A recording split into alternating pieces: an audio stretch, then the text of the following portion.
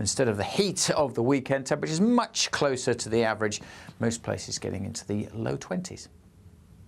A positive outlook through the night will power through to a bright day ahead. Boxed Home Battery Storage, sponsors of weather on GB News. £54,321 cash could be yours. Cash that you could spend however you like. It's like having an extra £1,000 each week for a whole year to play with. Someone is guaranteed to win this amazing amount of cash. So make sure that someone could be you. For another chance to win £54,321 cash, text cash to 63225. One entry costs £2.50 plus one standard network rate message. Or text bonus to 63225. 5 entries cost £5 plus one standard network rate message. Go to gbnews.com/win. Entries start at £2.50. Call 0903 686 3232. Calls cost £2.50 plus your network access charge. Or post your name and number to GB14 PO Box 8690 Derby DE1 9TT. UK only. Entrance must be 18 or over. Lines close at 4 p.m. on the 1st of August. Please check the closing time if listening or watching on demand. From the school run to the home run, watch a new show for all of Britain. He can say whatever he wants. A straight-talking show where all voices are heard. And, you know, when are we going to stop talking about smashing the gangs and actually do it? With the stories that matter from every part of our country. There's a bit of a crash landing there for your Chancellor. Bold, fearless and standing up for you. That's me, Martin Daubney, 3 p.m. till 6 p.m, weekdays, here only on GB News. The People's Channel, Britain's news channel. Westminster's full of talk, but out here, it's the real world. Am I allowed to talk No, now? that's it. This is where it matters, real people and real lives. That's what politics is all about. In fact, has Trump made a good start? No. Straight answers, no spin, and just a couple of pints. How many fingers have I got up? About 10. So join me for Lee Anderson's Real World every Friday at 7 p.m, only on GB News. The People's Channel, Britain's news channel. You want to know what's really going on in the corridors of power? Labour don't know what to do with you half the time, and that makes you quite lethal in the chamber. Get behind the headlines with Chopper's political podcast. Join me, Christopher Hope, as I sit down with the great and the good of British politics. We'll see where this ruling takes us. These are the stories shaping our nation. Chopper's political podcast, available now on all platforms. Listen in and stay ahead. It's Patrick Christys tonight, and here we do things differently. It's explaining the absolute madness of this, doesn't it? It's explosive. I mean, this is very good. It's lively. 850. Your government sat there, Sean, and it did nothing. It's controversial. And the Middle East has been in turmoil since before I was born. It's everything you need to kickstart your evening. Everyone's had their Weetabix tonight. I love to see it. That's Patrick Christys tonight, weeknights from 9 p.m. Only on GB News, the People's Channel, Britain's news channel.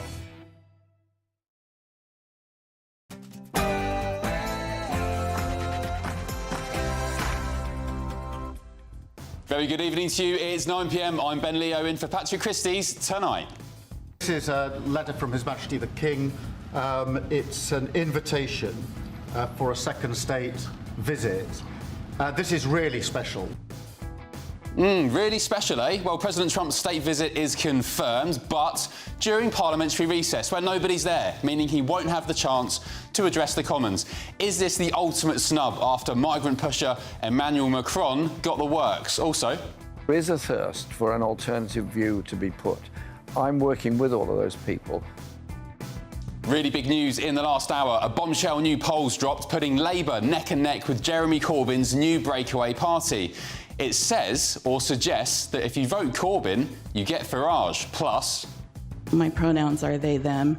I am a disabled queer Chicanekis educator and scholar in Washington State.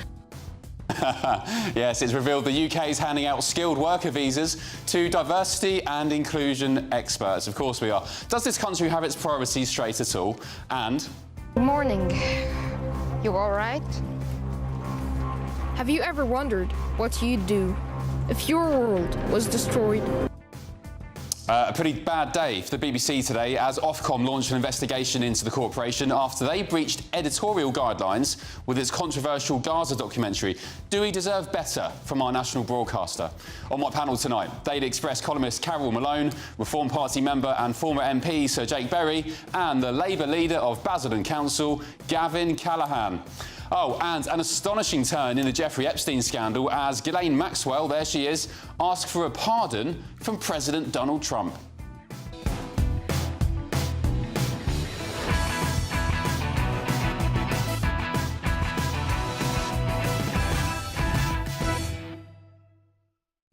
Big show coming up, including, of course, the first of tomorrow's newspaper front pages. And please stick around for this bombshell new poll, which says if you vote Corbyn, you get Farage, a Labour nightmare. First, though, let's get your news headlines with Katie Bowen.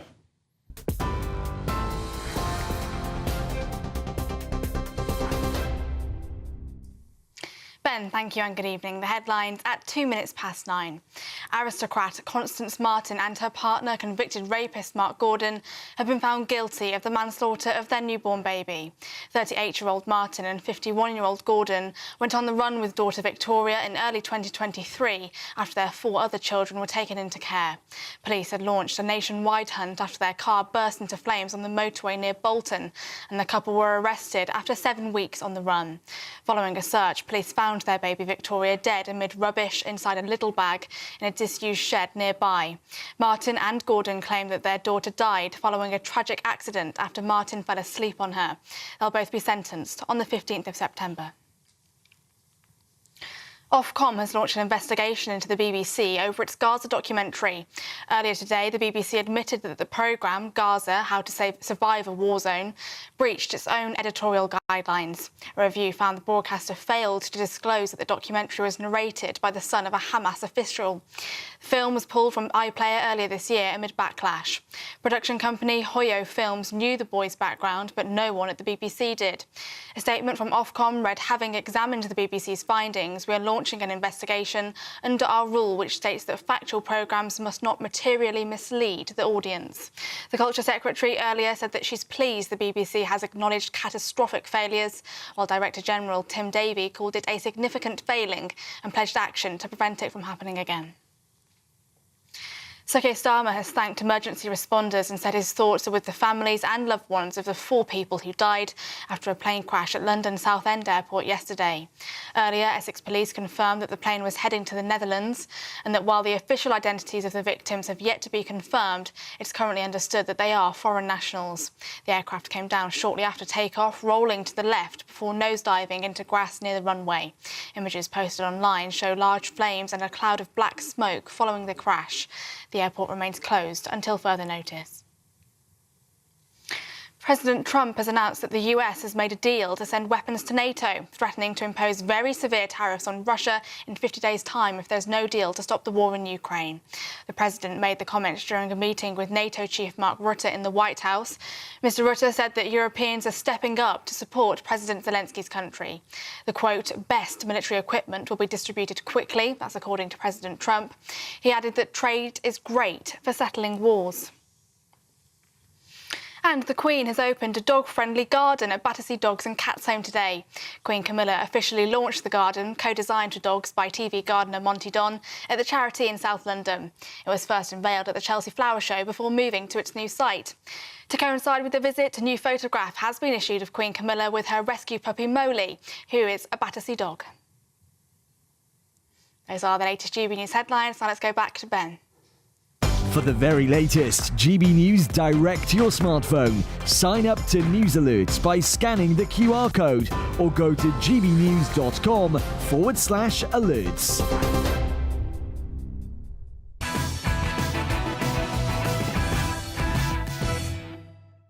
Hello, good evening, welcome along. Do you remember this?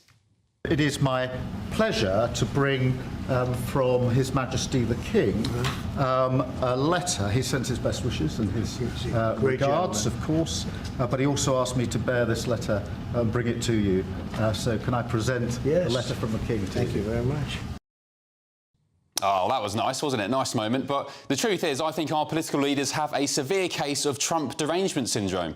Last week, we welcomed Emmanuel Macron to Britain with a 3-day state visit that included a bells and whistles carriage ride through Windsor and, importantly, an address to Parliament. This is a guy, by the way, who clearly despises this country. If that wasn't true, he wouldn't allow the illegal migrant invasion of our southern border, an act that may put our national security at risk and pillage British taxpayers for billions of pounds a year. And let's not even start about his comments on Brexit whilst he was here either. Meanwhile, though, President Donald Trump's second state visit to the UK has finally been confirmed for September the 17th, but it seems he won't be getting the same treatment as Emmanuel Macron. The trip's been booked for a day after the House of Commons breaks for the traditional party conference season. That means the president of our closest ally won't be able to address Parliament, a house that is absolutely packed to the rafters with politicians suffering from that very nasty case of Trump derangement syndrome, or TDS for short. Of course, it was in 2017 that then Commons Speaker John Bercow said he strongly opposed Donald Trump making an address to Parliament after his first election win. In 2019, more than 100 MPs signed a parliamentary motion accusing Mr Trump of misogyny, racism and xenophobia, urging the Tory government of the time not to give him a state visit. The motion was proposed by Stephen Doherty, now a Foreign Office Minister, and was signed by our current Foreign Secretary, David Lammy. And speaking of David Lammy, yeah, this one. A president who would line up with neo-Nazis and the Ku Klux Klan. Well, that's our now Foreign Secretary back in 2018 accusing Donald Trump of supporting the Ku Klux Klan and neo-Nazis. But anyway, back to 2025. In April of this year, Labour MP Kate Osborne reportedly wrote to Commons Speaker Lindsay Hoyle asking him to stop Mr Trump from addressing Parliament. The Prime Minister's spokesman today denied the timings of the state visit this year are anything to do with Parliament recess dates. But what do you reckon at home? Is that just a coincidence, or maybe a clear case of cowardice from the political class who hates everything Trump is about, regardless of his achievements?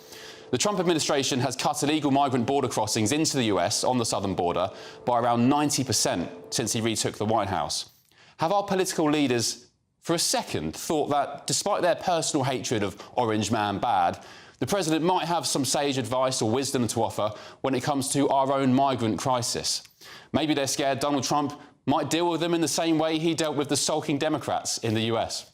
Look at the Democrats in front of me, and I realize there is absolutely nothing I can say to make them happy. I could find a cure to the most devastating disease, a disease that would wipe out entire nations, or announce the answers to the greatest economy in history, or the stoppage of crime to the lowest levels ever recorded. And these people sitting right here will not clap, will not stand, and certainly will not cheer for these astronomical achievements. They won't do it, no matter what. All right, let's get the thoughts now of tonight's panel. Daily Express columnist Carol Malone, the Reform Party member and former MP Sir Jake Berry, and the Labour leader of Basildon Council in Essex, making his debut on the panel tonight, Gavin Callaghan. Welcome along, panel. Good evening to you. Hello. Good evening. Carol, do our politicians suffer from a nasty case of Trump derangement syndrome? Oh, my, absolutely, yeah. And this is a stitch-up, you know. This has been arranged absolutely to stop him speaking in Parliament. You know, we give, as you just described it, a bells and whistles state visit to Macron, a man who was an enemy of this country, a man who, during Brexit, did his very best to destroy this country, and who, even when he was here, drinking our wine and taking our hospitality and being driven through the streets, was still bollocking this country for what happened over Brexit. So, which is the point. But you know what?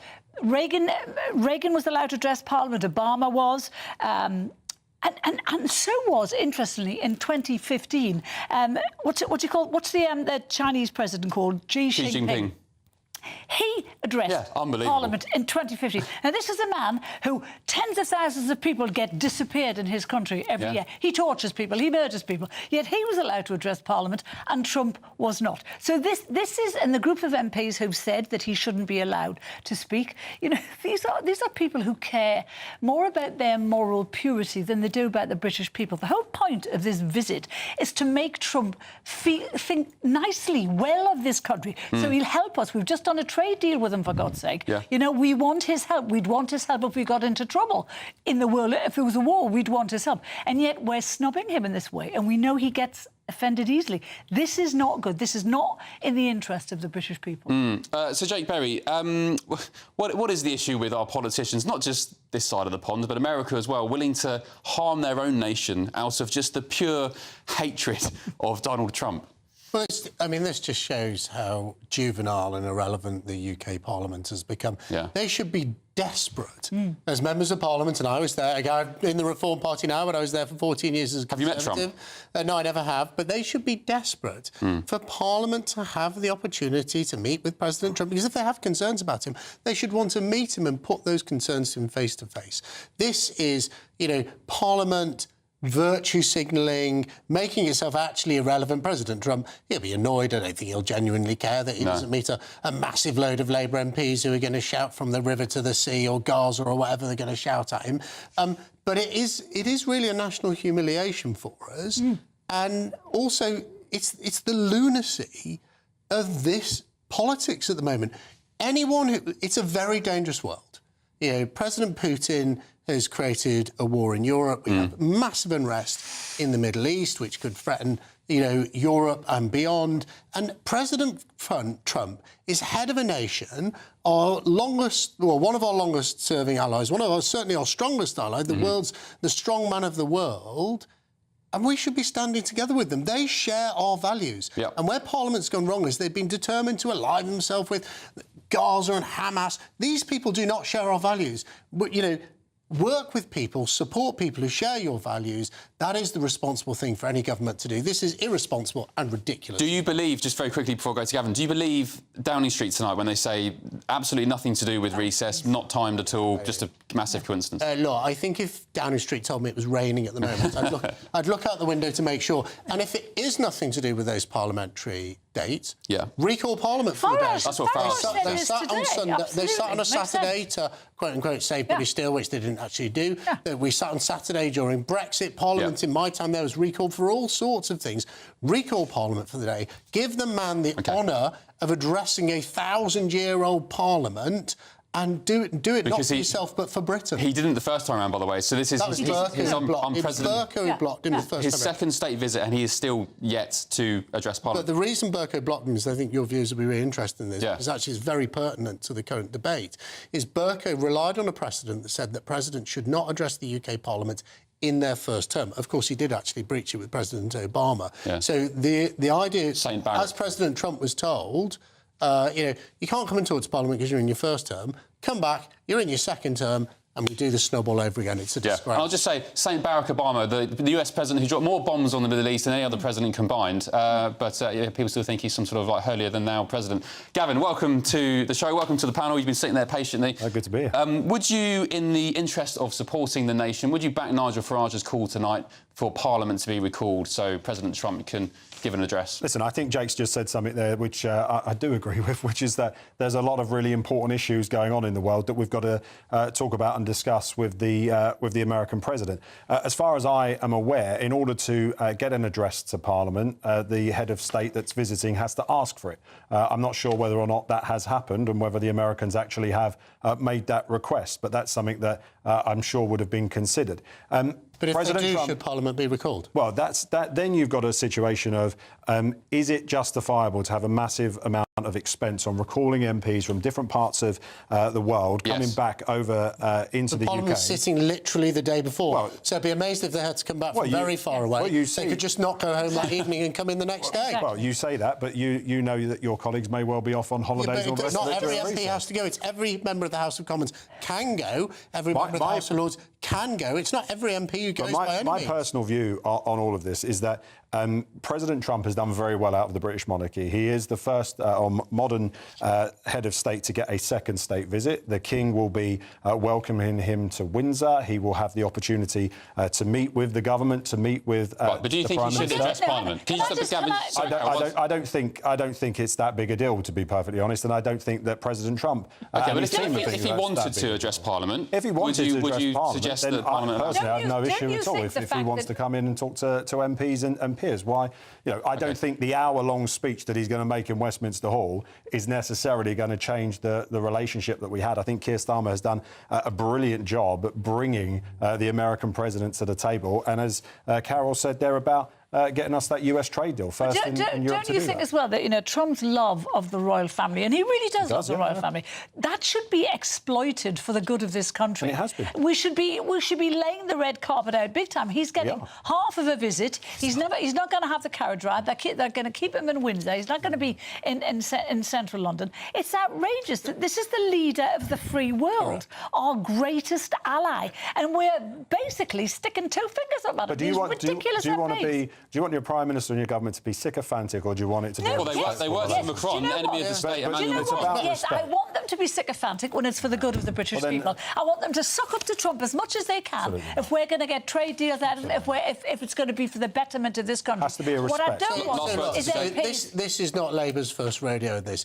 If anyone recalls on Trump's last visit, Sadiq Khan, the then Mayor of London, allowed a huge inflatable orange balloon of a mock-up of President Trump wearing a nappy to be paraded round. This is nothing to do with dates. This is the left wing of the Labour Party throwing their toys out the pram, and our Prime Minister, Keir Starmer, having to bow down to them because he's lost control of his own party. Exactly. Well, that's fine, except that it's damaging Britain's national Gavin, very quick question before we move on. Would you welcome President Trump to Basildon Council Town Hall for a speech? Of course he could, Yeah, good man. No worries at all. I'll pass the message on to him. And we'll get full motors there as well. Has he requested to address Basildon Town Hall? I haven't received that letter from the White House. We'll send the message. All right. He can come. Great start. Thank you, panel. Right, still plenty of time to grab your chance to win our latest, biggest cash prize in the Great British Giveaway. It's an incredible £54,321. So here's all the details you need to win. You have the chance to win our biggest cash prize to date in 5, 4, 3, 2, 1. As there's an incredible £54,321 in tax-free cash to be won. What would you spend it on? A brand new car, the holiday of a lifetime, or just the chance to sit back, relax, and remove some of those day-to-day financial stresses? £54,321 in tax-free cash has to be won. For another chance to win £54,321 cash, text cash to 63225. One entry costs £2.50 plus one standard network rate message, or text bonus to 63225. 5 entries cost £5 plus one standard network rate message. Go to gbnews.com/win. Entries start at £2.50. Call 0903 686 3232. Calls cost £2.50 plus your network access charge, or post your name and number to GB14 PO Box 8690 Derby DE1 9TT. UK only. Entrance must be 18 or over. Lines close at 4 p.m. on the 1st of August. Please check the closing time if listening or watching on demand. Good luck. Right, good luck to you. Coming up shortly, it's been revealed that diversity and inclusion experts can come to the UK on skilled work visas, along with poets and bloggers and even DJs and supermarket trolley workers who apparently are protected occupations. Is this really a system to attract the brightest and best talent? But up next, in the last hour, this is a biggie. A bombshell new polls dropped, putting Labour neck and neck with Jeremy Corbyn's new breakaway party. It's making Carol Malone giggle. Could Corbyn kill Labour off entirely? Back in just a tick.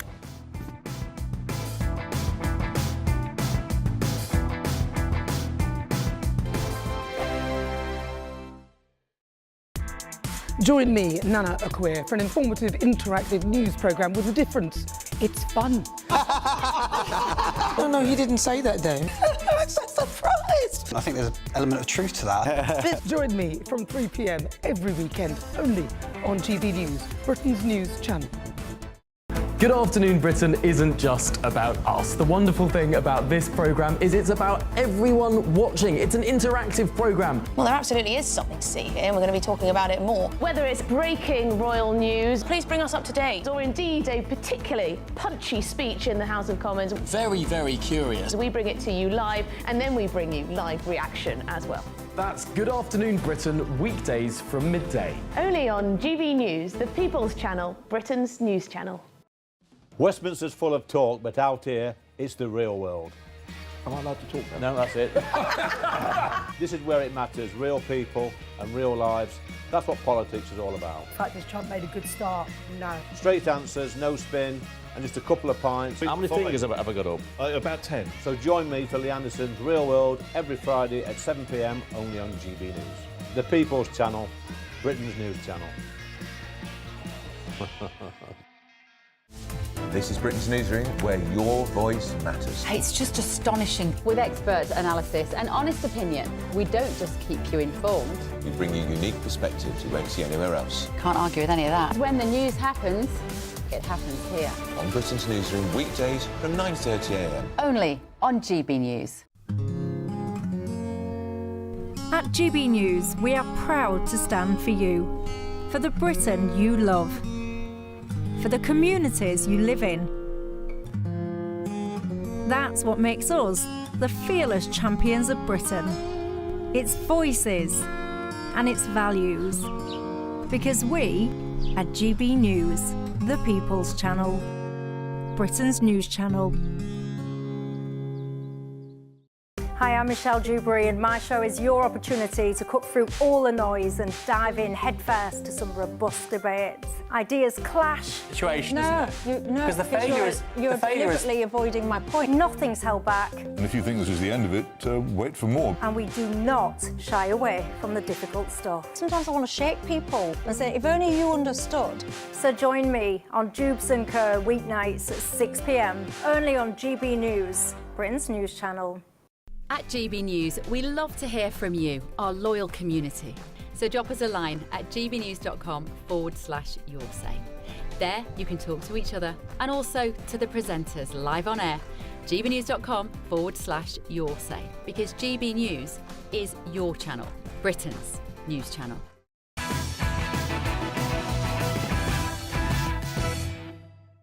Welcome back to Patrick Christys tonight with me, Ben Leo, only on GB News. Time now for our head-to-head. OK, it's been a week now since Jeremy Corbyn and Zara Sultana launched a new party on the left to take on Labour. The launch was a little bit of a shambles. Corbyn allegedly blindsided and angry Sultana's premature announcement. But now, tonight, a bombshell new poll has revealed the party could actually be a real threat to Labour. The survey from pollsters at Find Out Now has the new party at 15%, matching Labour and bumping up the Tories to second place on 17%, with, crucially, Reform UK leading the way on 24%. So, could Corbyn's new party be a credible threat to Labour, or will it actually just run out of steam? Well, I'm joined now by the Reform UK Mayor for Greater Lincolnshire, Dame Andrea Jenkins, and the former Labour candidate, Paul Richards. Good evening to you both. Paul, I'll start with you. Is this a case of vote Corbyn, get Farage? Well, let's face it, an opinion poll is not a predictor of the future. An opinion poll is a snapshot of opinion right now. And given that the Sultana-Corbyn row/party launch has been in the news a lot, it's in people's minds, and that's what this poll probably reflects. But this will not translate into votes at a general election in any substantial way. And don't forget, Ben, loads of people have tried to start parties on the left. You know, Arthur Scargill tried it, and George Galloway tried it. They don't work because the British people do not like that kind of extreme left-wing politics. OK. Dame Andrea, do you think the Reform camp... Well, you are the Reform camp, I guess. Let's ask you directly. Were you celebrating tonight after seeing these poll results? I think it's great news, actually. We've got something to split the left now. I mean, what's great is Reform can carry on growing stronger because we pull from the left and the right, we pull from Labour and we pull from Conservatives. But, I mean, I disagree with what the other panellists have just said, because don't forget that Corbyn twice was the Labour Party leader in 2 elections, and Theresa May nearly gifted it to Corbyn. He nearly became Prime Minister. So I completely abhor his policies and how he was with Jeremy Adams, etc., is always on the wrong side of things, I think. However, look, he nearly became Prime Minister when he was up against Theresa May, so he's clearly going to pull some votes. And if anything, what I think is going to be interesting to watch, Ben, is where does Starmer go now? Is going to have the centrists trying to pull him more to the centre and do more stuff with immigration, not that he's done much with it anyway, but then the lefties of the party are going to put pressure on, so he is going to be even more torn than usual. Yeah, well, he tried, didn't he, with the migration at least. He came out with the island of strangers and then bottled it a week or so later. So I'm not quite sure what he stands for. Paul, if you were advising the Prime Minister now, Sir Keir Starmer, what would you say off the back of this pretty damning poll this evening? Well, I certainly wouldn't say tack to the left, and I disagree with Andrea's analysis of the 2017 election. I mean, the Corbynites claimed that as a great victory, of course, but, you know, Labour losing is not a victory, and it was about 900,000 votes behind the Tories and lots of seats. Didn't he? Well, he shouldn't have done. Well, he shouldn't have been leader in the first place. And a lot of the people that did support him in the Labour Party have, of course, left, and they've gone to the Greens. And a lot of the churn on the left is actually between the Greens and this new political party, and they're frankly welcome to each other. So my advice to him would be to stay on the centre ground, sort out the stuff that people care about, whether it's the small boats, whether it's schools, whether it's potholes, do the bread and butter stuff well, come across as a competent and caring government, and, you know, we've got some way to go before the next election, but do the things that people expect well. I long for a day when there's no politics in the news at all, because the government's just getting on with it and doing a good job. And if you do all of those things, then Labour's in with a shout. If you think you've got to chase after lefty votes of a kind that we're seeing in this opinion poll, then I'm afraid it'll be a rerun of the 2019 election. Paul, can I just say, you know, I don't agree with Corbyn's politics at all, but to one point of credit to him, same with President Trump and Nigel Farage, at least you know what he stands for. He's been the same person for 20-odd years in politics, maybe even more, so he's not a chameleon. And I will say, Paul, he had a higher vote share, Jeremy Corbyn, than Keir Starmer, the now Prime Minister. So are you not even slightly worried about Corbyn, Starmer splitting the vote? Well, we don't count vote share, we count number of seats in the House of Commons. That's the way our elections are determined. And you're absolutely right, he hasn't changed his mind about anything at all since the 1970s. MPs, though. But I don't think not changing your mind for 40 years makes you a good candidate to be Prime Minister. I think that's a sign of weakness. Dame Andrea? Look, I mean, I disagree with you. Let's not forget, I mean, the candidate who stood against me in the general election, he stood in the party led by Corbyn twice. Let's not forget that people in the cabinet like Angela Rayner supported Corbyn, and there's a hell of a lot in the party who are to the very left. So I think that Starmer's really going to start feeling the heat. OK, thank you both very much. Dame Andrea, just hang on the line for me, if you would, because you've got some good news, haven't you, to reveal to GB News viewers before you head off this evening? Yes, hot off the press. You know, there was the independent candidate's husband. They was taking me to court, saying I'm ineligible to stand. Well, they have dropped it. Now, I don't know their personal reasons for dropping it. However, my barrister did say that, because I didn't even get a letter saying about the court date, because the second stage was actually taking the council to court to try and turn over their decision. And it turns out that they would have had we won and the council won, would have had to pay my costs, including barrister, and also the council's costs. So I wonder if that's got anything to do with it. But obviously, I'm very relieved that that's not going on in the background. I can carry on getting on with things. So just to clarify, somebody was taking you to court because they said you were ineligible to stand as a candidate for the Mayor of Greater Lincolnshire. You won that race, of course. You are now the Mayor of Greater Lincolnshire. Were you at risk from losing your position if you'd lost in court? Well, the thing is, it was because I didn't even get notification of the courts. The next stage was actually, I don't think they realised at the time, you know, it was a candidate's husband who stood against me. She came fourth. That it was actually the council that they would have to take to court to prove that their decision was wrong. And the council was obviously going to make sure they defended their position. So why were they suggesting you weren't eligible? What was the complaint? They were saying that I should not have said because I was renting a place in Lincolnshire, that I was ineligible to stand. But as I've said publicly, I've not hid anything. I was living in two places, and I said when I get elected, my house will be up for sale, which is up for sale, and that I had like a student lifestyle where you're living in two places, and the council deemed that it was acceptable. Anyway, so they've dropped it tonight. You've got the good news. You can focus and crack on with doing your job. Have you spoken to anybody at the party? Zia, Youssef, Nigel Farage? Have you spoken to them tonight? All I've done is send some text messages and got some supportive messages back. So no, it's great news. So I'm pleased that they did. So thank you that they did. But as I said, I'm not sure what their decision for doing so was, whether it was finances, because they would have potentially had to lay out tens of thousands of pounds.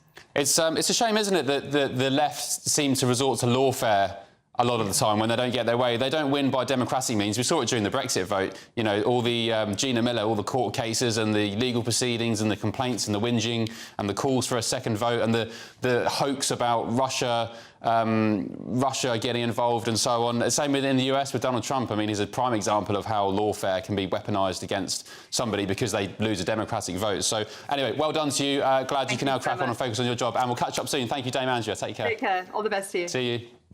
Right, coming up, yesterday's tragic plane explosion at London Southend Airport, the big crash, it's been revealed to have sadly 4 fatalities, including 2 pilots and a nurse. How on earth could such a tragedy have occurred in this day and age? But up next, it's been revealed that diversity and inclusion experts can come to the UK on skilled work visas along with poets, bloggers and DJs. Of course they can. Will we ever crack down on this absolute nonsense? This is Patrick Christys tonight with me, Ben Leo. Back in a sec. Be nice to escape the grey. Clear skies, here we come. As clear as our travel insurance. All Clear Travel Insurance sponsors GB News Travel Destinations Forecast.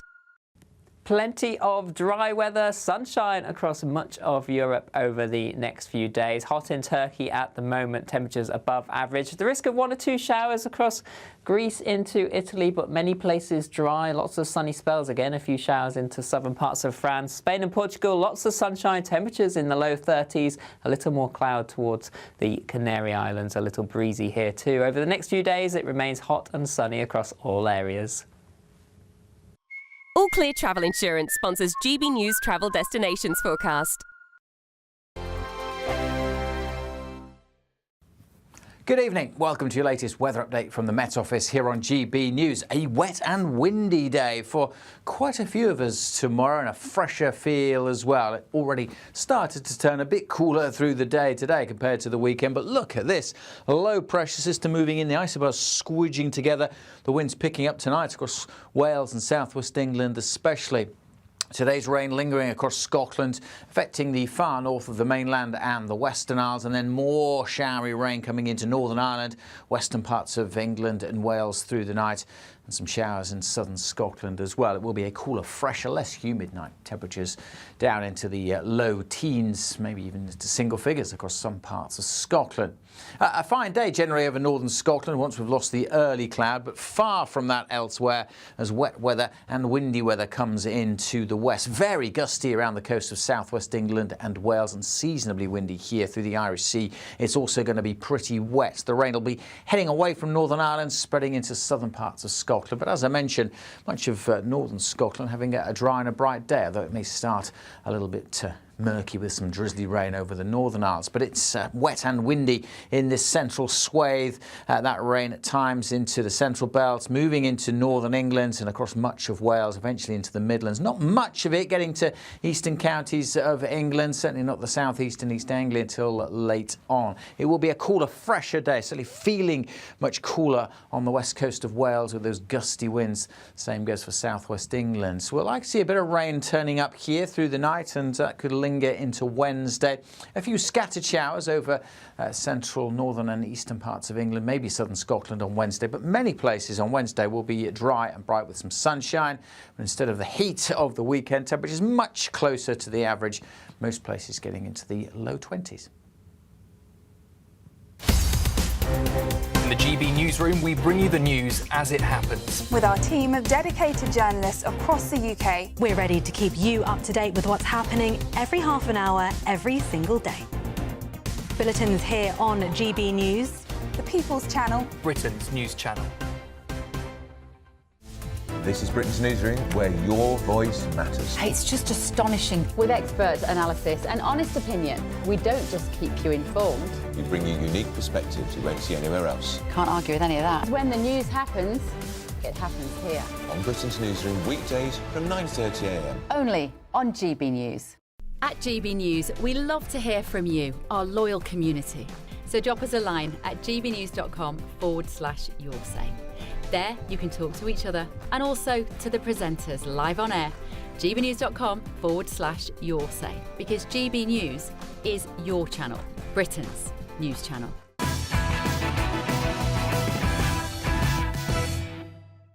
Welcome back to Patrick Christys tonight with me, Ben Leo. Now, reports today say that Britain's skilled migrant visa system includes diversity and inclusion experts, not to mention bloggers, poets and models. That's all despite Yvette Cooper, the Home Secretary, pledging to ensure the immigration system was, quote, linked to skills and training.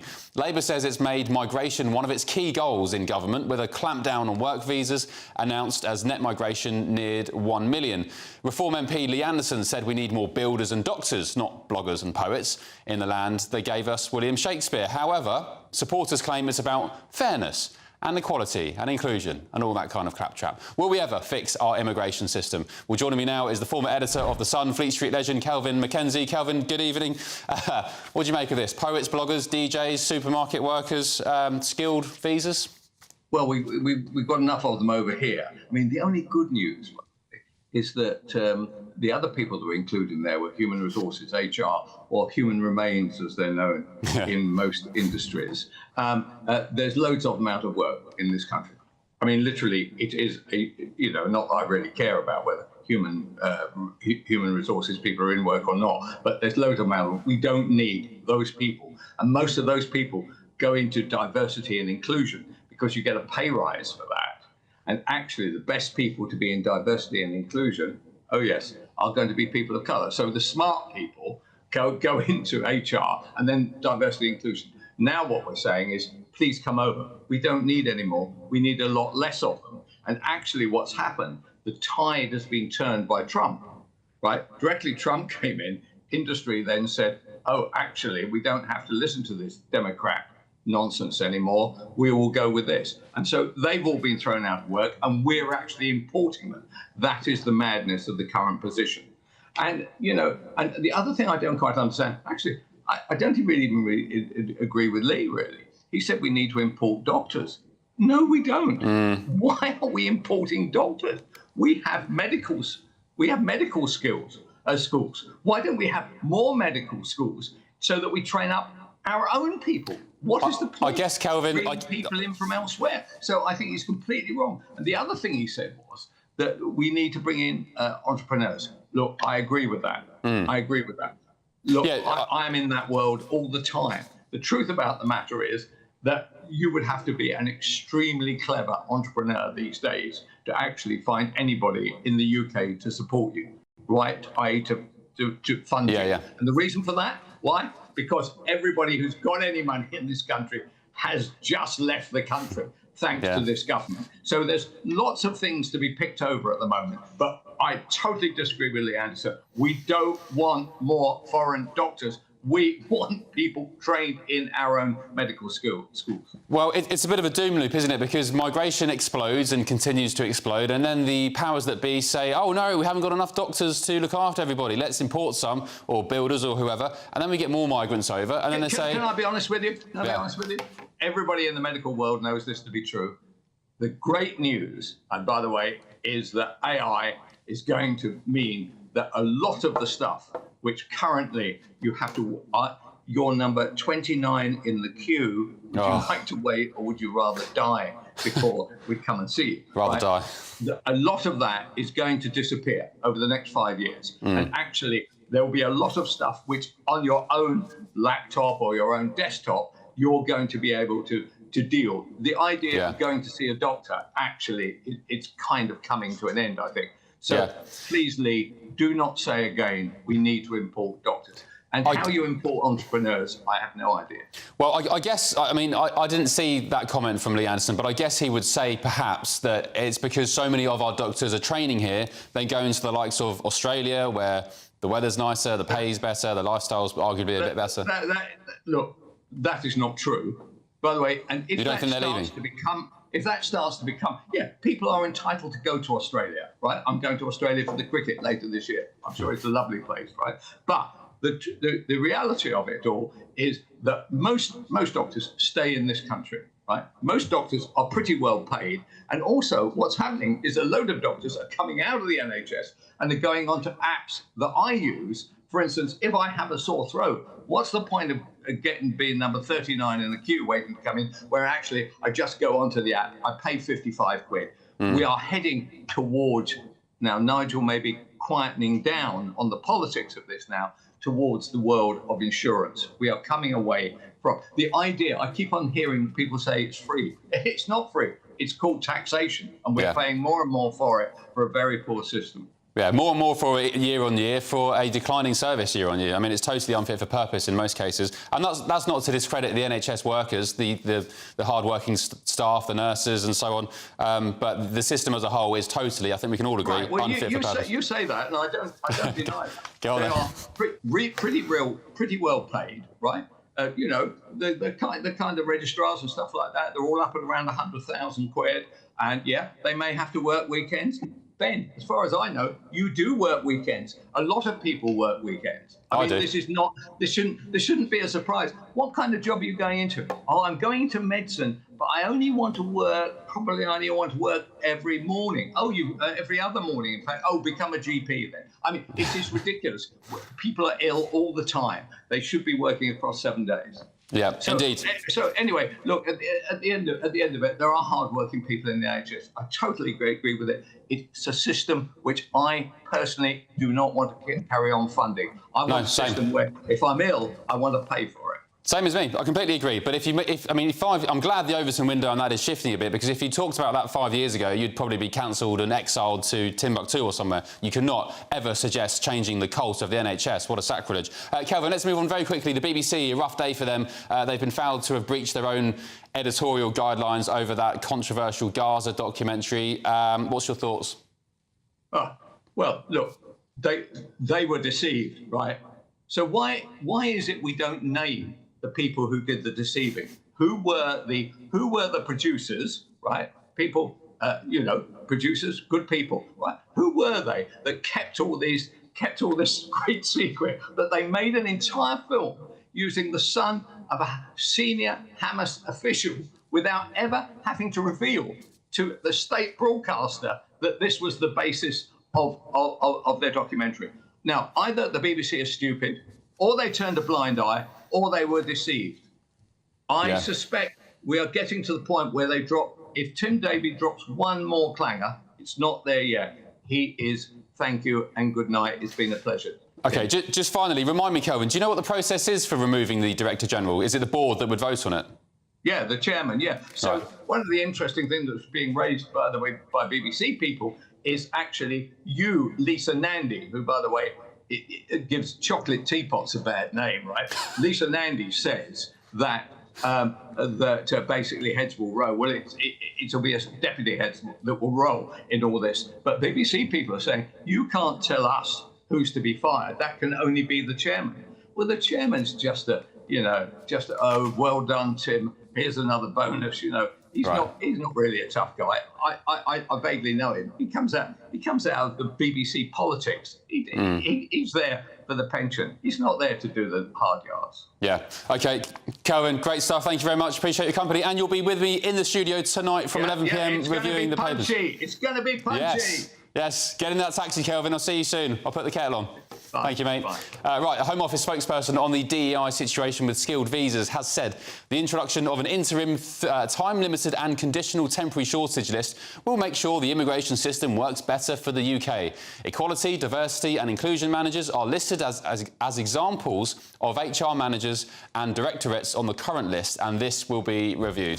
OK, coming up at 10 p.m, more on this bad day for the BBC. Can director Tim Davie survive? But next, last week's tragic plane crash at London Southend Airport has been revealed to have 4 fatalities, including 2 pilots and 1 nurse.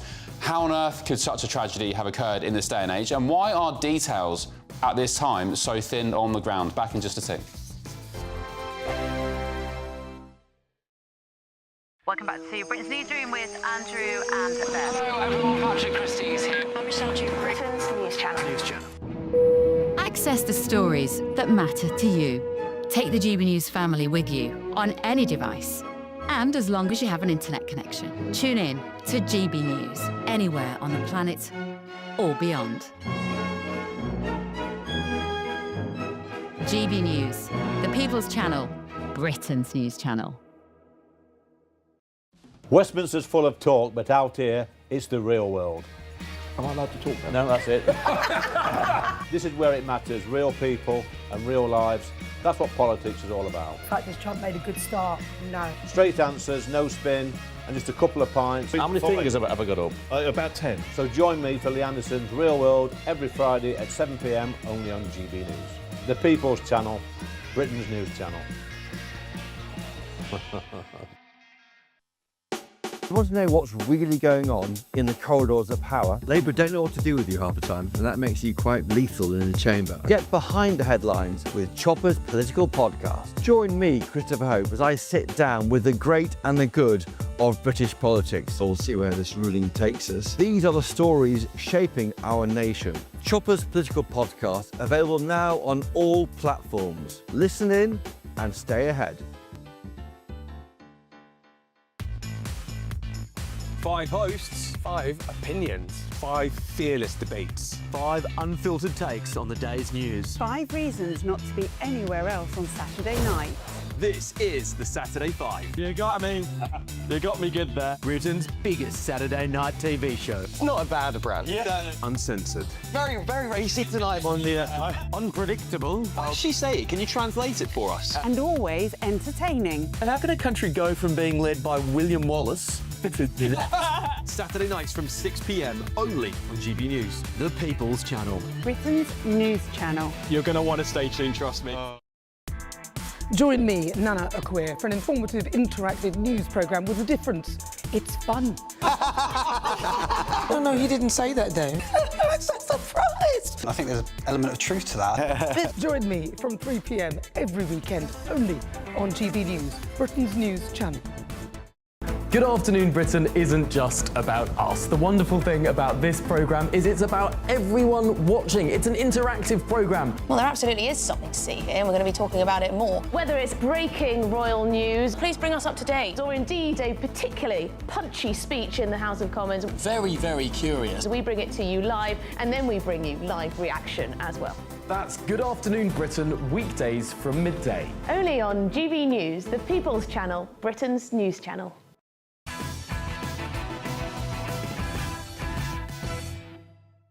Welcome back to Patrick Christys tonight with me, Ben Leo. Now, last week's tragedy at London Southend Airport has left 4 people dead, including 2 pilots we've heard tonight and a nurse. Essex police say people killed in Sunday's crash were believed to be foreign nationals.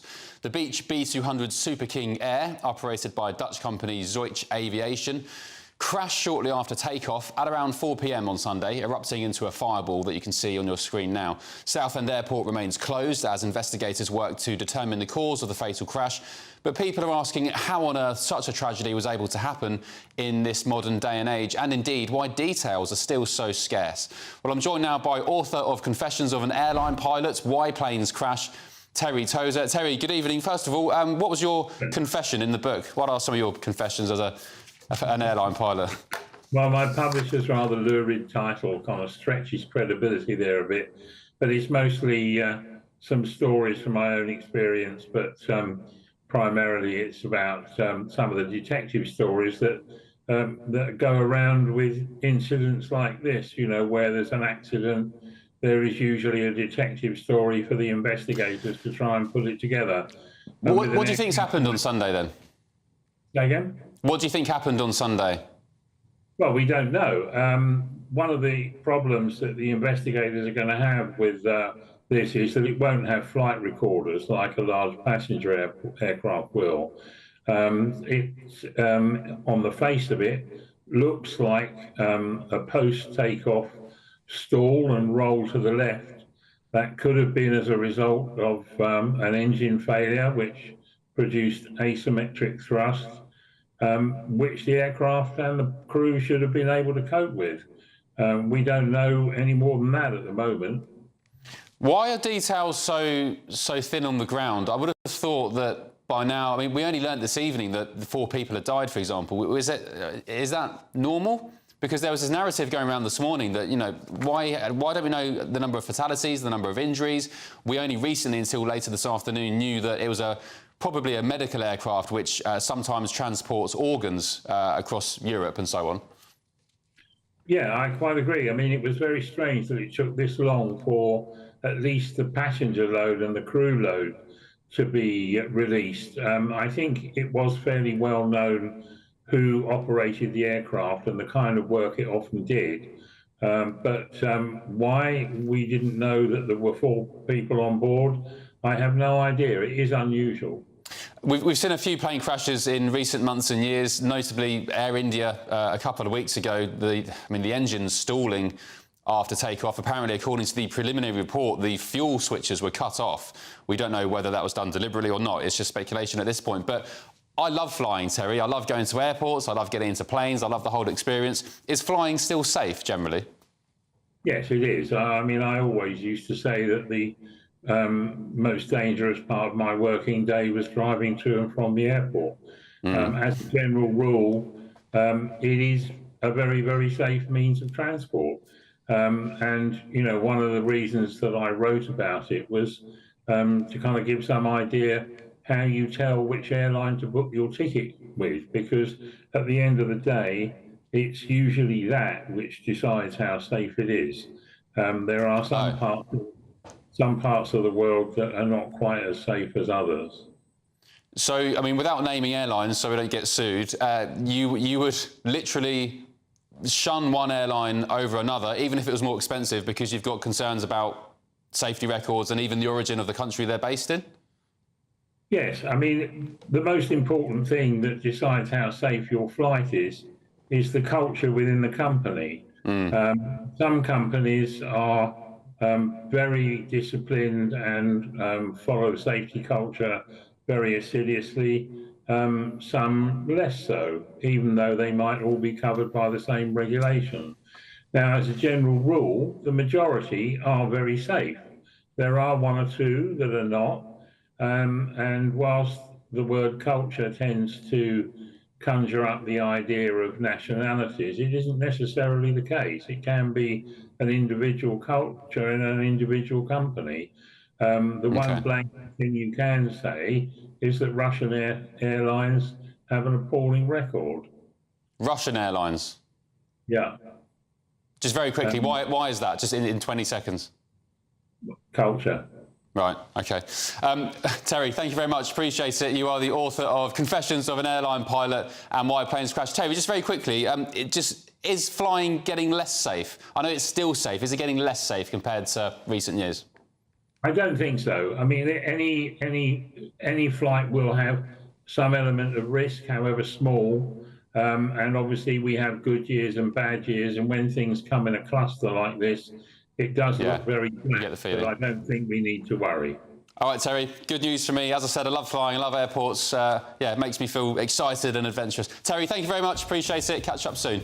Right, coming up, an astonishing, quite frankly, U-turn in the Jeffrey Epstein scandal. Hello, I'm back. As Ghislaine Maxwell asked for a pardon from President Donald Trump, claiming it's unfair she's saddling all the blame. I'll speak to the journalist behind this explosive story in just a few minutes. And by the way, big question there, is Donald Trump under pressure with the Epstein files? His administration said they'd released the files, and now he says there's nothing to see. But up next, it's been a bad day, of course, for the BBC. More than 45 allegations against Greg Wallace, and, of course, the Gaza documentary controversy. Plus, all the first of tomorrow's newspaper front pages. This is Patrick Christys Tonight with me, Ben Leo. Back in a tick.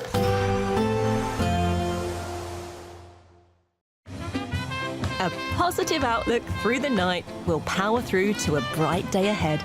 Boxed Home Battery Storage, sponsors of weather on GB News.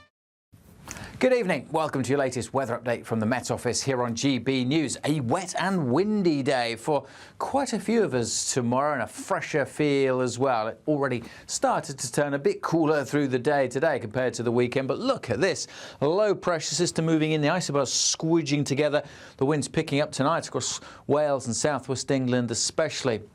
Today's rain lingering across Scotland, affecting the far north of the mainland and the Western Isles, and then more showery rain coming into Northern Ireland, western parts of England and Wales through the night, and some showers in southern Scotland as well. It will be a cooler, fresher, less humid night. Temperatures down into the low teens, maybe even into single figures across some parts of Scotland.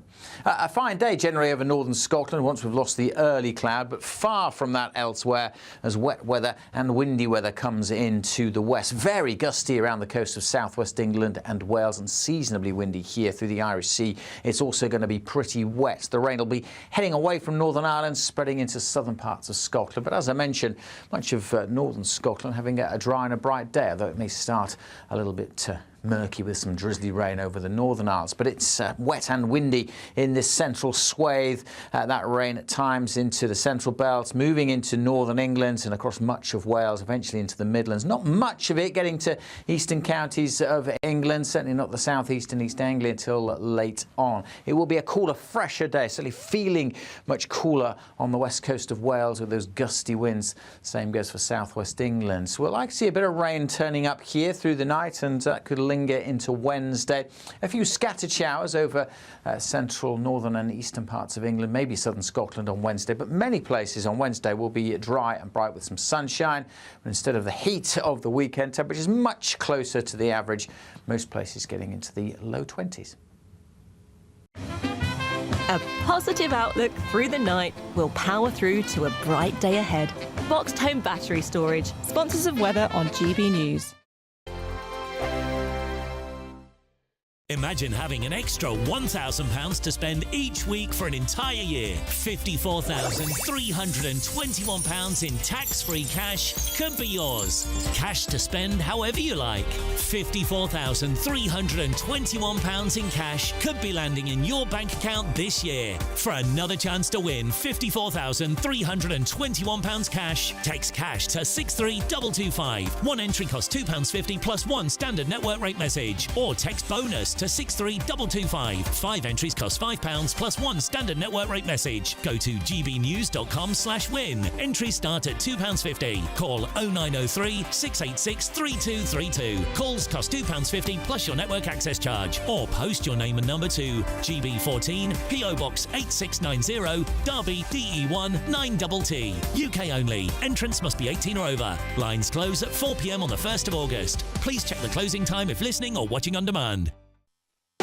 You want to know what's really going on in the corridors of power? Labour don't know what to do with you half the time, and that makes you quite lethal in the chamber. Get behind the headlines with Chopper's political podcast. Join me, Christopher Hope, as I sit down with the great and the good of British politics. We'll see where this ruling takes us. These are the stories shaping our nation. Chopper's political podcast, available now on all platforms. Listen in and stay ahead. This is Britain's Newsroom, where your voice matters. It's just astonishing. With expert analysis and honest opinion, we don't just keep you informed. We bring you unique perspectives you won't see anywhere else. Can't argue with any of that. When the news happens, it happens here. On Britain's Newsroom, weekdays from 9:30 a.m. Only on GB News. Hi, I'm Michelle Dewberry, and my show is your opportunity to cut through all the noise and dive in headfirst to some robust debates. Ideas clash. Situation, isn't it? No, because the failure is you're deliberately avoiding my point. Nothing's held back, And if you think this is the end of it, wait for more. and we do not shy away from the difficult stuff. Sometimes I want to shake people and say, if only you understood. So join me on Jubes and Co weeknights at 6 p.m. only on GB News, Britain's news channel. At GB News, we love to hear from you, our loyal community. So drop us a line at gbnews.com/yoursay. There you can talk to each other and also to the presenters live on air. gbnews.com/yoursay, because GB News is your channel, Britain's news channel. In the GB Newsroom, we bring you the news as it happens. With our team of dedicated journalists across the UK, We're ready to keep you up to date with what's happening every half an hour, every single day. Bulletins here on GB News, the People's Channel, Britain's news channel.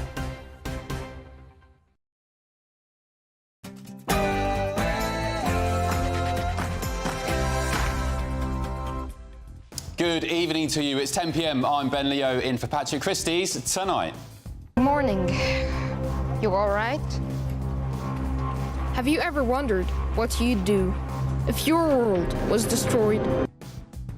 Wow, pretty bad day for the BBC as Ofcom launched an investigation into the corporation after they breached editorial guidelines with that controversial Gaza documentary.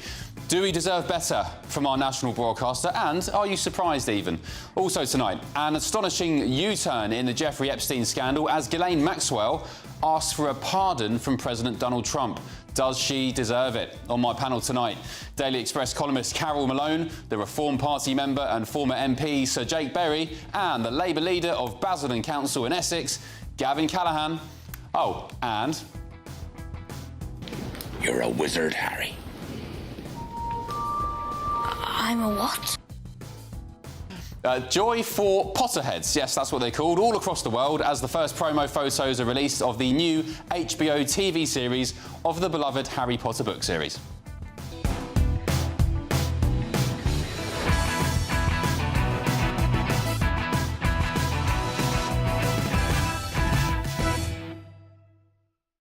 Plus, of course, we'll have all of tomorrow's front pages hot off the press. But first, let's get your news headlines with Katie Bowen.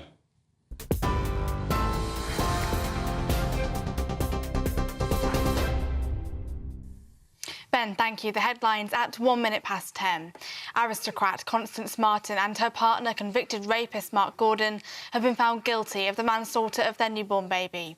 38-year-old Martin and 51-year-old Gordon went on the run with daughter Victoria in early 2023 after their 4 other children were taken into care.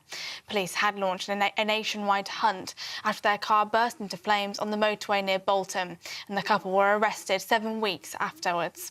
Following a search, police found their baby Victoria dead amid rubbish inside a little bag in a disused shed nearby. Martin and Gordon claimed that their daughter died following a tragic accident after Martin fell asleep on her. They'll be sentenced on the 15th of September. Ofcom has launched an investigation into the BBC over its Gaza documentary. Earlier today, the BBC admitted that the programme, Gaza, How to Survive a War Zone, breached its own editorial guidelines. A review found that the broadcaster failed to disclose that the documentary was narrated by the son of a Hamas official. The film was pulled from iPlayer earlier this year amid backlash. Production company Hoyo Films knew the boy's background, but no one at the BBC did. A statement from Ofcom read, having examined the BBC's findings, we are launching an investigation under our rule which states that factual programmes must not materially mislead the audience. The Culture Secretary earlier said that she's pleased the BBC has acknowledged catastrophic failures, while Director General Tim Davie called it a significant failing and pledged action to prevent it from happening again. Sir Keir Starmer has thanked emergency responders and said his thoughts are with the families and loved ones of the 4 people who died after a plane crash at London Southend Airport yesterday. Earlier, Essex Police confirmed that the plane was heading to the Netherlands and that while the official identities of the victims have yet to be confirmed, it is currently understood that they are foreign nationals. The aircraft came down shortly after takeoff, rolling to the left before nosediving into grass near the runway. Images posted online showed large flames and a cloud of black smoke following the crash. The airport remains closed until further notice. President Trump has announced that the US has made a deal to send weapons to NATO, threatening to impose very severe tariffs on Russia in 50 days if there is no deal to stop the war in Ukraine.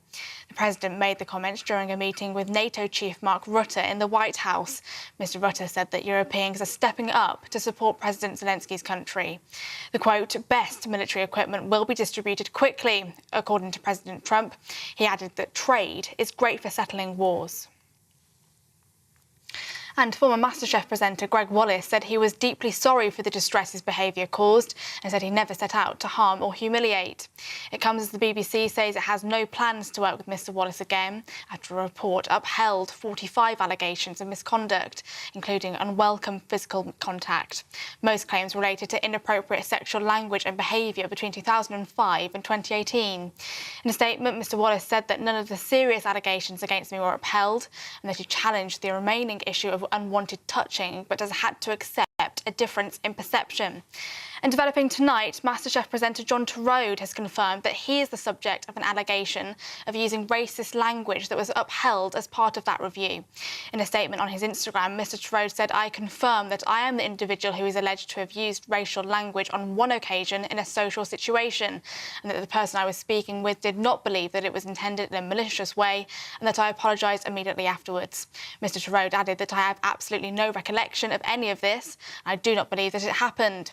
He said, I've always had the view that any racial language is wholly unacceptable in any environment. The BBC and Banijay have both issued apologies to staff subjected to Greg Wallace's behaviour. Those are the latest GB News headlines. Now let's go back to Ben. For the very latest GB News direct to your smartphone, sign up to News Alerts by scanning the QR code or go to gbnews.com/alerts.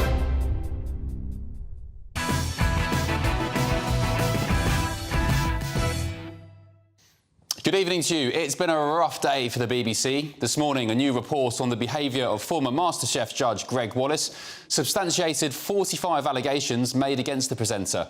It followed a 7-month investigation into 83 allegations made against him, as the BBC admitted they'd missed opportunities to deal with his behaviour. And this afternoon, it got even worse for the Beeb. Corporation bosses have been summoned to Parliament to answer serious questions over their editorial standards. That follows a damning review into a Gaza documentary narrated by the son of a senior Hamas official. You couldn't make it up. The BBC's now admitted breaching its own editorial guidelines by failing to disclose who the boy was, despite paying him over £1,800 in cash, giving him a mobile phone and a video game gift card. And his adult sister was also handed nearly £800. Let's get the thoughts of my panel now. The Daily Express columnist Carol Malone, Reform Party member and former MP Sir Jake Berry, and the Labour leader of Basildon Council in Essex, Gavin Callaghan. Welcome back, panel. Hello. Right, Carol. Yeah. BBC. Should we be concerned about the state of our national broadcast? It just seems to be one blunder after another, doesn't it? God, yeah, and the bloke in charge, Tim Davie, I mean, he has to go. This bloke he's a weaselly, spineless man who couldn't run a you-know-what in a brewery. You know, Gary Lineker had him, running rings around him for 2 years. He couldn't control him. He's running an anti-Semitic ship, that is clear. He's running a company that is biased. He's running a corporation where the news coverage is very biased, it's left-wing. And people are running away from the BBC in droves. They're handing their licence in. You know, Davie would, of course, deny he runs an anti-Semitic ship. He did send an email saying he had a problem with anti-Semitism in his culture, so he wouldn't deny his own email. He might actually deny But not intentionally is my point. I'm just trying not to get so... Well, OK, no, I know, we know what you're doing, so we won't argue with it. However, every catastrophe that hits the BBC, it's because of his weak leadership that it hasn't been settled. You know, you just mentioned Greg Wallace there. Yeah. You know, people knew what he was doing for years. I've known Wallace for 20-odd years, and when I met him 20 years ago, he was exactly the same as he is now. He says the wrong thing, does the wrong thing. There was the Hugh Edwards thing last year where he handled it so badly. Yeah. There's the Gaza film. Everything that befalls the BBC, and what he does is he apologises. He said, this is very bad, this won't happen again, lessons learned and all that tosh. And then he keeps on doing things, keep on happening. OK. And so he shouldn't be in charge. He shouldn't be the leader. Gavin, should Tim Davie be in charge still? How many times must we forgive him? Well, listen, that's for the BBC board to decide. But what do you think, Gavin? Come on. From my point of view, look, I think it's really, really important that there is trust and confidence in the BBC. I think it is an important institution. We don't have it, Gavin. Well, if we don't have it at the moment, we need to get it. And that's, whether it comes down to leadership, whether it comes down to some of the decisions that are being taken at the top. But I think, look, on this particular issue, I think we would all agree that we want to see the BBC and what it stands for, what it should stand for, in our country and in public life restored, and people to be really getting behind that. So if Tim Davie's got to answer questions, I think the Commission's annual report comes out next week, then he will be scrutinised on that and he can answer any questions. Let me just say this. He's been asked to go to the Commons to answer questions on the Glastonbury and various other things. He has said to them that he can't do it because of his diary until October. Why has he been allowed the luxury of delaying this till October? They should drag his backside in there next week. But I'm sure the chair of the Select Committee, whoever that is, will demand that they come, or that he comes. He said his diary won't allow it till October. Well, I'm sure it's not an important holiday. It is holiday season. What I think, you said we all want to see the BBC restored. I want to see it gone. I do not want my licence fee to be paying the likes of Gary Lineker with his political views that he puts over on a channel that isn't meant to be political. Greg Wallace, who has been subject to a series of allegations. Literally my licence fee, GB News viewers, watchers' licence fee, handed over to members of Hamas. You'd rather it was Bob abolished. Villan getting licence fees money indirectly to call for genocide against Jews. So we've got some breaking news now. I mean, it's very apt for our discussion at this precise moment. So, MasterChef presenter John Turode has confirmed he is the subject of an allegation of using racist language that was upheld as part of that review. In a statement on his Instagram account this evening in the last couple of minutes, Mr Turode has said, "I confirm that I am the individual who is alleged to have used racial language on one occasion in a social situation, and that the person I was speaking with did not believe that it was intended in a malicious way, and that I apologised immediately afterwards." Mr Turode added that, "I have absolutely no recollection of any of this, and I don't believe that it happened." He said, "I've always had the view that any racial language is wholly unacceptable in any environment." And if you guys at home aren't familiar with John Turode, he, of course, was Greg Wallace's co-presenter on MasterChef. Karen. What he's done there is a very smart thing to do. Just get it out there, get it into the open, then you can't be criticised. But it also explains why he hasn't said very much over the Wallace episode, actually. He's kept very quiet throughout the whole thing. It's the 14th of July. Let's look at what happens to the BBC in the first 2 weeks of this month. You've had the outrage, the disgusting Bob Villan outrage. Yep. You've had the report into Greg Wallace. You've had the report by Ofcom into Gaza. That's in 2 weeks. By the time we get to the end of the month, what on earth is going to have happened? Yeah. We should not be supporting a failing institution. It's failing in so many ways. All right, to come back to my point, you would rather abolish it than reform it. No, I'd like to abolish the licence fee. So reform or against reform? No, I'd like to abolish the licence fee. Why should I pay my money to indirectly pay Bob Villan, indirectly pay members or someone... But why should we have to reform? Why should we have to reform an organisation where the rules of its charter for being state broadcaster are clear? Impartiality is the key for what it does, and we don't have that. It is clear they have an anti-Israel bias. It's, this thing that Jake's talking about, the Glastonbury, Tim Davie was actually there and he allowed that stuff to go out for much longer than it should have. So we're talking about people, aren't we? With the principle of wanting a state broadcaster with the charter and everything that you've just said. We want. I think the majority of people in the country would want to protect it, right? Because we want to have trust and confidence in it. But what we're talking about is whether or not we need to reform some of the personnel and the way that this operates. That whole organisation. No one person can be bigger than the whole organisation. Infested by leftist wokery. You get rid of Davie, there's another one like Davie will take his place. Gavin, there was that infamous freedom of information request some years ago about the newspapers purchased by the BBC for use in all its buildings across the television centre and so on. Do you know which newspaper was the most purchased by the BBC? Go on, enlighten me. Cole, you have a guess. You know the answer. Oh. It's got to be the Guardian. Was it the Daily Express? Daily Express on Saturday. The Guardian only sells, I forget, it's only a handful of copies. Probably the BBC buys them all. Definitely. But you say we all want public service broadcast. Well, then, OK, make it a subscription. Everyone wants it. There are some parts of the BBC we should maintain. Local radio, cut by the current BBC management, should be maintained. Things like Welsh language services, S4C, Alba up in Scotland, that's real public service broadcasting. The World Service, we should maintain that. But the idea that the BBC should be our main channel for news, our main channel for documentaries, all of the good documentaries, like The Post Office, which was a brilliant documentary showing years of government cover-up, was it done by the public service broadcaster of the BBC? Yeah, No. And why should people at home watching GB News be forced to pay the licence fee when they don't want to watch the BBC? Exactly. If your product is so good, and I will say some BBC products are good, they are good value. I like listening to Radio 4 sometimes early in the morning. Why should you be forced to pay for something that you don't necessarily use? And if it is so good, stand on your own 2 feet in the market of commercial business. If you're so confident in your product, if you're just tuning in to Patrick Christys tonight, some breaking news. We were discussing the Greg Wallace and the Gaza controversy at the BBC, breaking, of course, in the last 10 minutes or so. MasterChef presenter John Turode, who was Greg Wallace's co-presenter, has confirmed he's the subject of an allegation of using racist language that was upheld as part of that review. In a statement on his Instagram tonight, Mr Turode has said, I confirm that I am the individual who is alleged to have used racial language on one occasion in a social situation, and that the person I was speaking with did not believe it was intended in a malicious way, and that I apologised immediately afterwards.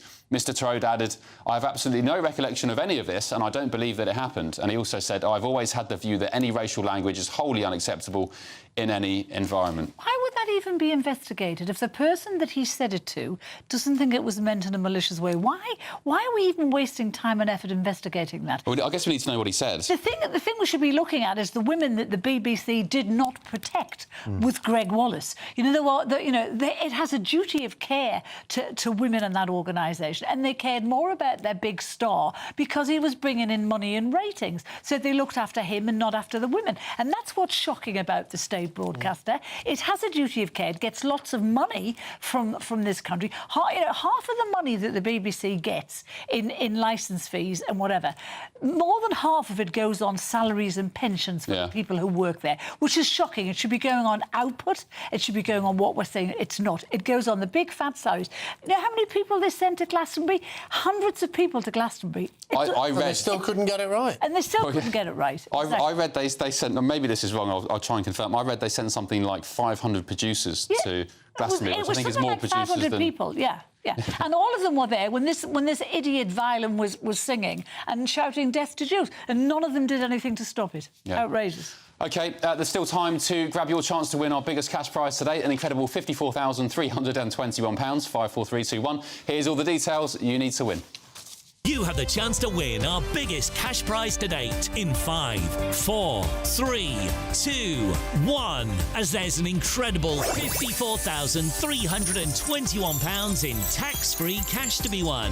What would you spend it on? A brand new car, the holiday of a lifetime, or just the chance to sit back, relax and remove some of those day-to-day financial stresses? £54,321 in tax-free cash has to be won. For another chance to win £54,321 cash, text cash to 63225. One entry costs £2.50 plus one standard network rate message, or text bonus to 63225. 5 entries cost £5 plus one standard network rate message. Go to gbnews.com/win. Entries start at £2.50. Call 0903 686 3232. Calls cost £2.50 plus your network access charge, or post your name and number to GB14 PO Box 8690 Derby DE1 9TT.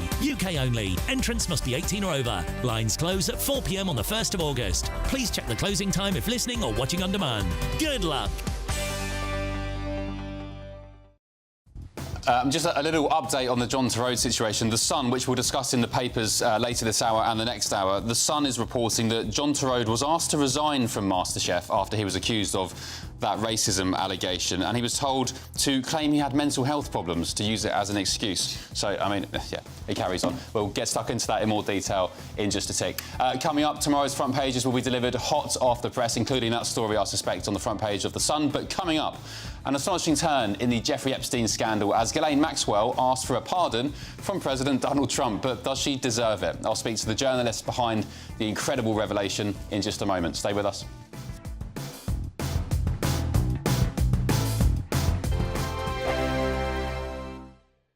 Westminster, the ultimate clique. And you're fighting like rats in a sack. But here on the Camilla Tominey Show, we ask the questions the establishment media is too scared to ask. OK, let me ask you a straight question, because I know you're a straight-talking politician. Whether it's net zero, illegal immigration or law and order, nothing is off-limits. You had the power then.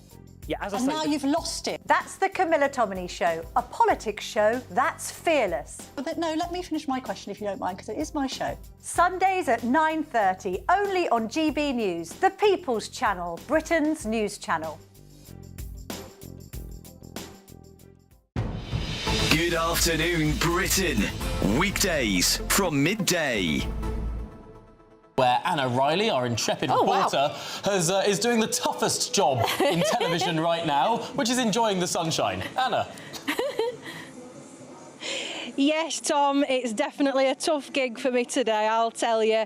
I'm on the Bridlington Fun Park ride here. This is the zero gravity ride. This fun park is, oh, off we go. This fun park is right next to the sea. Oh, it goes quite quickly, I'll tell you. And people are out enjoying, enjoying rides like this one. Woo, off we go. It's a great boost for tourism, and we've been speaking to people here in Bridlington about what's so great about the sunshine. Let's have a listen. We're on holiday. We've been here since last Friday, so we can't complain. It's been beautiful, and we're here till Monday, so we're really looking forward to the hot weather. As you can see, the sunburn. It's lovely. It really is very nice. It's absolutely gorgeous. We deserve it, definitely. It's good. We like the warm weather. Yes, very nice. Loving it. Yes, like the warm enough. weather. Woo! Well, this ride is showing no signs of stopping, and neither is the sunshine. We're getting that heat wave at the weekend. Enjoy the weather and enjoy fun rides like this one. Get to Bridlington and get to the fun park. Woo! Oh my gosh! Absolute bravo, Anna Riley. What an incredible piece of television. I hope they let you off at some point. I thought they'd only do it once or twice. Bless her.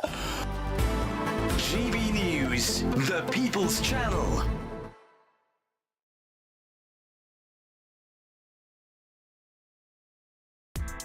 Join me, Nana Akwe, for an informative, interactive news programme with a difference. It's fun. No, you didn't say that, Dave. I'm so surprised. I think there's an element of truth to that. Join me from 3 p.m. every weekend, only on GB News, Britain's news channel.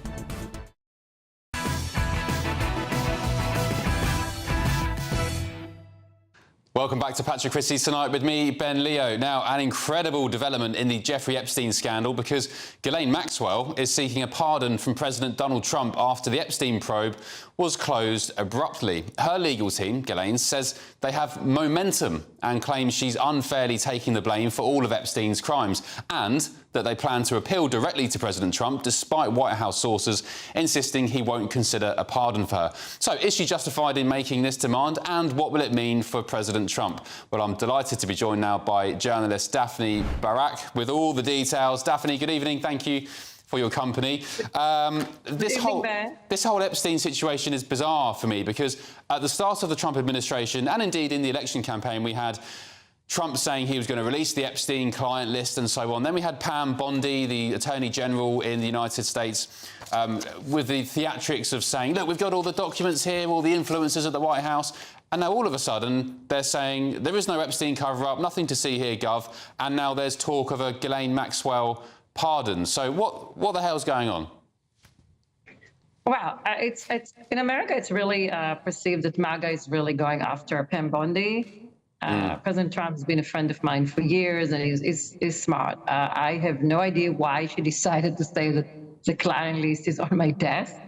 It was televised. There was also a journalist who was actually filming her. I don't know if you know about it in UK. His name is James O'Keefe.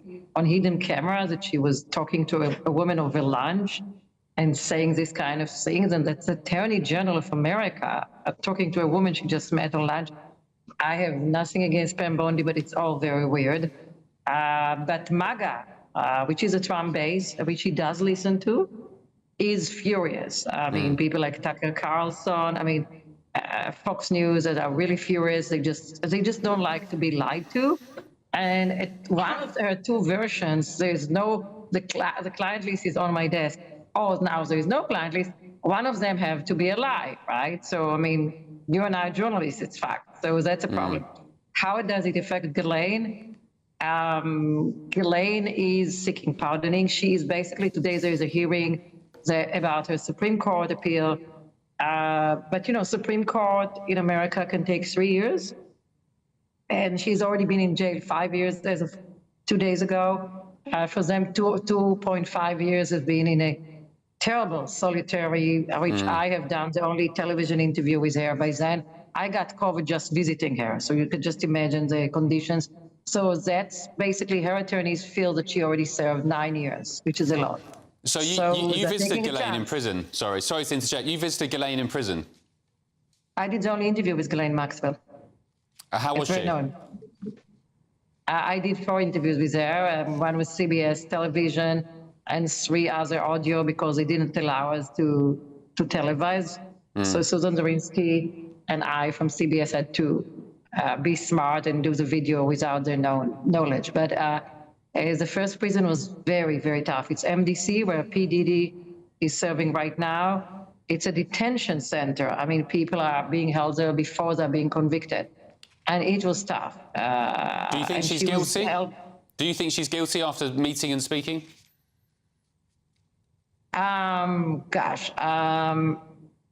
Look, she has done things that she knows today she shouldn't have done.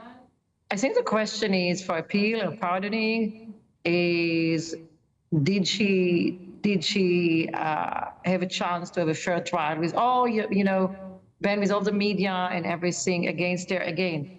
I definitely feel that she has done things that she shouldn't have done, that we all have to choose between right and wrong, and she chose wrong. She did say to me she regrets the day she met Jeffrey Epstein. But, 5 years later, we're talking 20 years in jail. I think many people feel today that it's too much, especially when she's the only one who's serving. Even Elon Musk was just asking, well, if there's no client list, everything is wonderful, why is Ghislaine Maxwell in jail? So, Precisely. Precisely. So the MAGA, and Trump, look, Trump is a friend of mine. He's pardoning a lot of people, as we know. And she decided, why not me? Yeah, if there's nothing to see here, as it is now being suggested by Kash Patel, head of the FBI, by Pam Bondi, even President Trump released a statement saying, leave Pam Bondi alone, she's fine, there's nothing to see here. The Democrats were involved in the Epstein stuff. Let's move on with working on the country and improving the country and keeping the momentum up. As you said, Daphne, if that's the case, what's Ghislaine Maxwell doing in prison? It doesn't add up. Can I just ask you as well, did Jeffrey Epstein kill himself? I asked Ghislaine in the famous interview, which aired everywhere around the world, including your country, and was front page. By the way, this story was a Sun on Sunday. It was front page of Mail on Sunday and Sun Sunday and Talk TV and CBS and ITV. I asked her, do you think he killed himself? And she said, no, he was murdered. So that's her opinion. She knows him better than I. I've never met Jeffrey Epstein. So she feels he was murdered.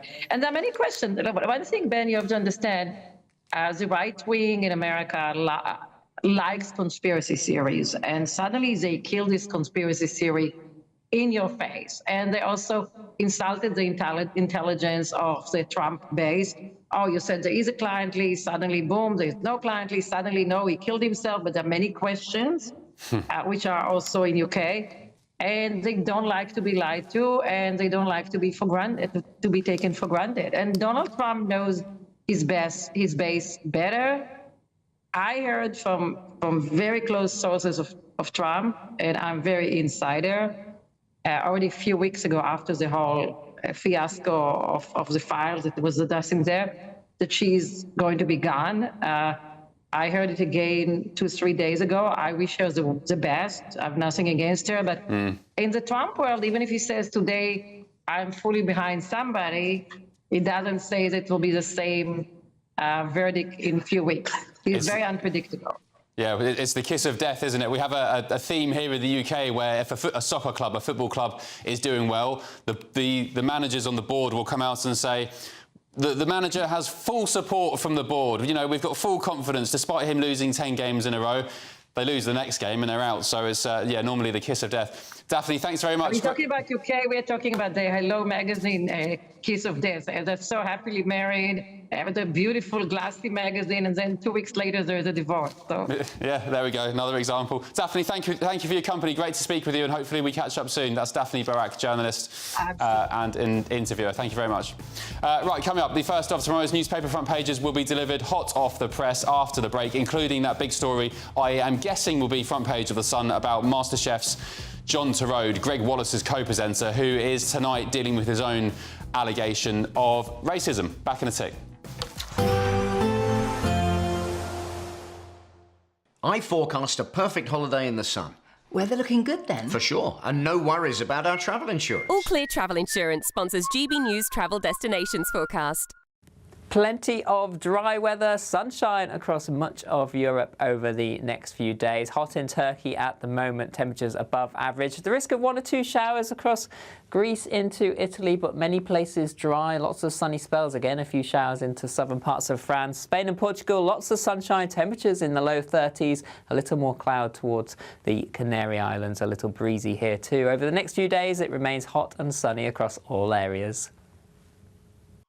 All Clear Travel Insurance sponsors GB News Travel Destinations Forecast.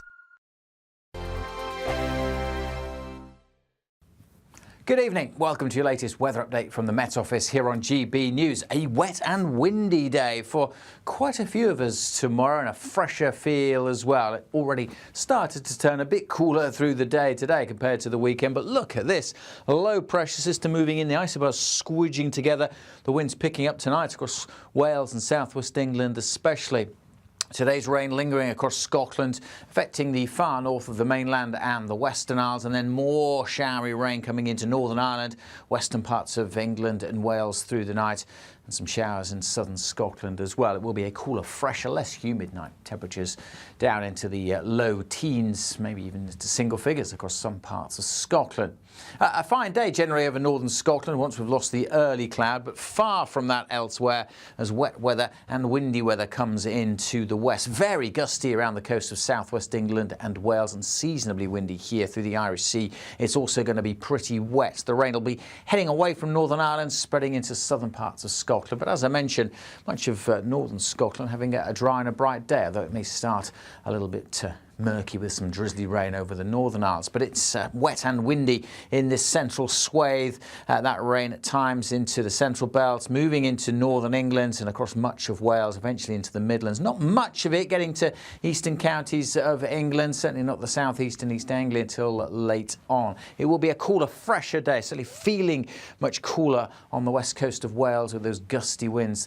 Same goes for southwest England. So we'll like to see a bit of rain turning up here through the night, and that could linger into Wednesday.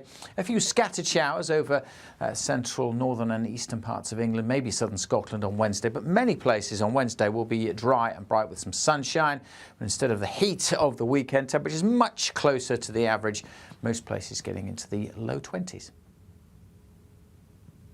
Hi, I'm Michelle Dewberry, and my show is your opportunity to cut through all the noise and dive in headfirst to some robust debates. Ideas clash. Situation, no, because the failure is you're deliberately avoiding my point. Nothing's held back. And if you think this is the end of it, wait for more. And we do not shy away from the difficult stuff. Sometimes I want to shake people and say, if only you understood. So join me on Jubes & Co. weeknights at 6 p.m. only on GB News, Britain's news channel. Good Afternoon Britain isn't just about us. The wonderful thing about this programme is it's about everyone watching. It's an interactive programme. Well, there absolutely is something to see here, and we're going to be talking about it more. Whether it's breaking royal news, please bring us up to date, or indeed a particularly punchy speech in the House of Commons. Very, very curious. We bring it to you live, and then we bring you live reaction as well. That's Good Afternoon Britain, weekdays from midday. Only on GB News, the People's Channel, Britain's news channel.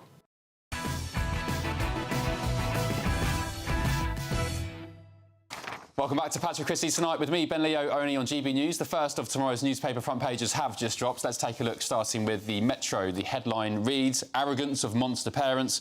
The aristocrat and rapist guilty of killing a baby." And that story is going to dominate the rest of the papers, by the way. The Independent leads with the same story. Their faces on the front. To be honest, I don't really want to talk about it. It's such a vile story. The Daily Express. Next tax raid will pick the pockets of the grafters. So Rachel Reeves was last night accused of trying to pick the pockets of middle-class workers. What's new? And a nice snap there, by the way, of the Queen, Camilla. Dog-loving Queen to the rescue. We'll talk about what she's been up to in just a tick. The Guardian. Trump issues warning to Putin as he does deal with NATO to arm Kyiv. Rachel Reeves will slash red tape for city firms. And the Mail, again, leading with the killer aristocrat and the rapist partner. Why daughter of privilege had 4 children taken into care. Shall we... Welcome back, panel. Carol, Gavin, Sir Jake Berry. Should we talk about this bombshell poll that's come out this afternoon or this evening from Find Out Now UK, where it seems if you vote Corbyn and his new party with far left or radical leftist Zara Sultana, who of course quit the Labour Party to launch this new party with Jezza, this poll, here it is on the screen, 34% for Reform, 17% for the Conservatives, and Labour, thanks to this Corbyn-Sultana party, splitting the vote with Corbyn 15% each. So it seems, Gavin, if you vote Corbyn or Sultana, one of the two, take your pick, you get Nigel Farage. Well, he's tried to kill the Labour Party twice at the ballot box, so he's going for third time lucky, I think. I think this is more to do with the fact that Jeremy is probably trying to position himself to be the mayor of London in 2028. And really? I'd suspect so. This is what this is all about. Mind you, he'd probably win, wouldn't he? I think he. I don't think he's got any intention as an 80-year-old in 2029 of wanting to be the Prime Minister. But this, I think, is about positioning himself in London. Listen, Jeremy Corbyn is a protest. He's not a serious politician. We saw that in the Labour Party. We saw that at the ballot box. But he got a higher vote share than Keir Starmer. Very different election. What does that make Keir Starmer? Very different election. It makes him the Prime Minister because he won. But Jeremy Corbyn, listen, I don't think there's too many people in the Labour Party who are going to be losing sleep over the fact that Corbyn is going to attempt. I think Farage even said today, didn't he? Is he actually going to be able to get the infrastructure around him? Because that takes, you know, a level of effort that we didn't see when he was the leader of the Labour Party. So I'm not too worried about that. So, Jake Berry, it looks like you made a nice decision leaving the Tories here on 17%, Reform on 34%. Now you've got Corbyn and Sultana splitting the Labour vote. Well, I mean, I think it's a really interesting position for the Labour Party because where does the Prime Minister go?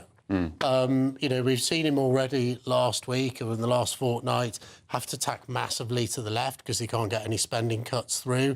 He's now going to have more pressure from the left wing of the Labour Party because they're going to say, well, look at this Corbyn-Sultana party. Maybe we'll get a name for it one day.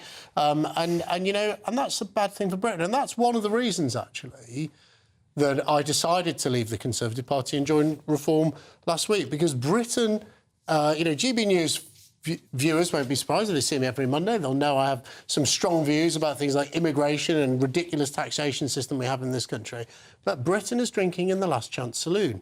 If we do not have real change in this country, if we do not elect a Reform government led by Nigel Farage, there, frankly, may not be a country left that's worth fighting for. We've seen that the Labour Party has done more damage to this country in 14 months than the Conservatives did in 14 years. Now, both of them are wrong. We need real change in this country. You were in the Tory government for 14 years that was systematically ripping up. The Labour Party's buggered it up in 14 months. Not even 14 months, it's only 13. In 10 months, we've raised wages more than you raised in the last 10 years. Crashed the economy. We did not.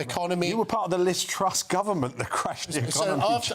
Come on, higher now than the Trust. So is the economy growing or shrinking under Labour? Your top priority was creating economic growth. Absolutely. Is the economy currently growing or shrinking? We're 1 year into a 5-year project. OK, so it's shrinking. So the idea... Your second top priority was to smash the gangs and to strengthen our borders. The number of people coming to the country illegally, is it going up or down? No, is it going up or down? I want to take them on a minute. No, listen, stop. 30,000 No one wants to hear it. No, we know most of them volunteered. Only 6,000 of those were enforceably deported. The rest were volunteers. OK, let Gavin answer. I want to ask him a question. I want to ask him a question about... Gavin, I'll let you answer. So Carol's taken over the whole... Are there more Tories thinking of jumping ship to Reform that we should know about? I don't know, and they're not talking to me if they are, but what I would say is one thing I've been really clear about is actually loads of Conservatives going to Reform isn't necessarily the answer. I hold my hand up. I was part of the government for 14 years.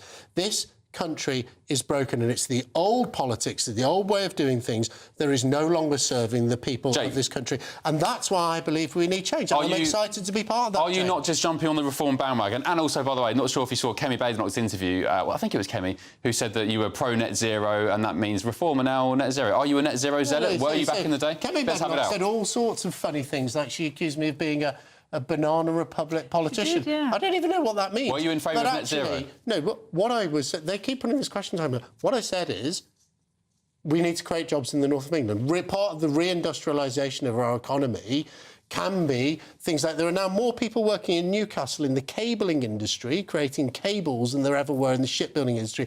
That is a good thing for the north of England. What has happened with net zero is that it's got completely out of hand. It's crashed our economy. It means that our energy prices are 10 times more expensive than most of our main competitors. That doesn't stop me wanting jobs in the north of England. But, you know, if we can create jobs in the north of England, that's what I was speaking for. OK.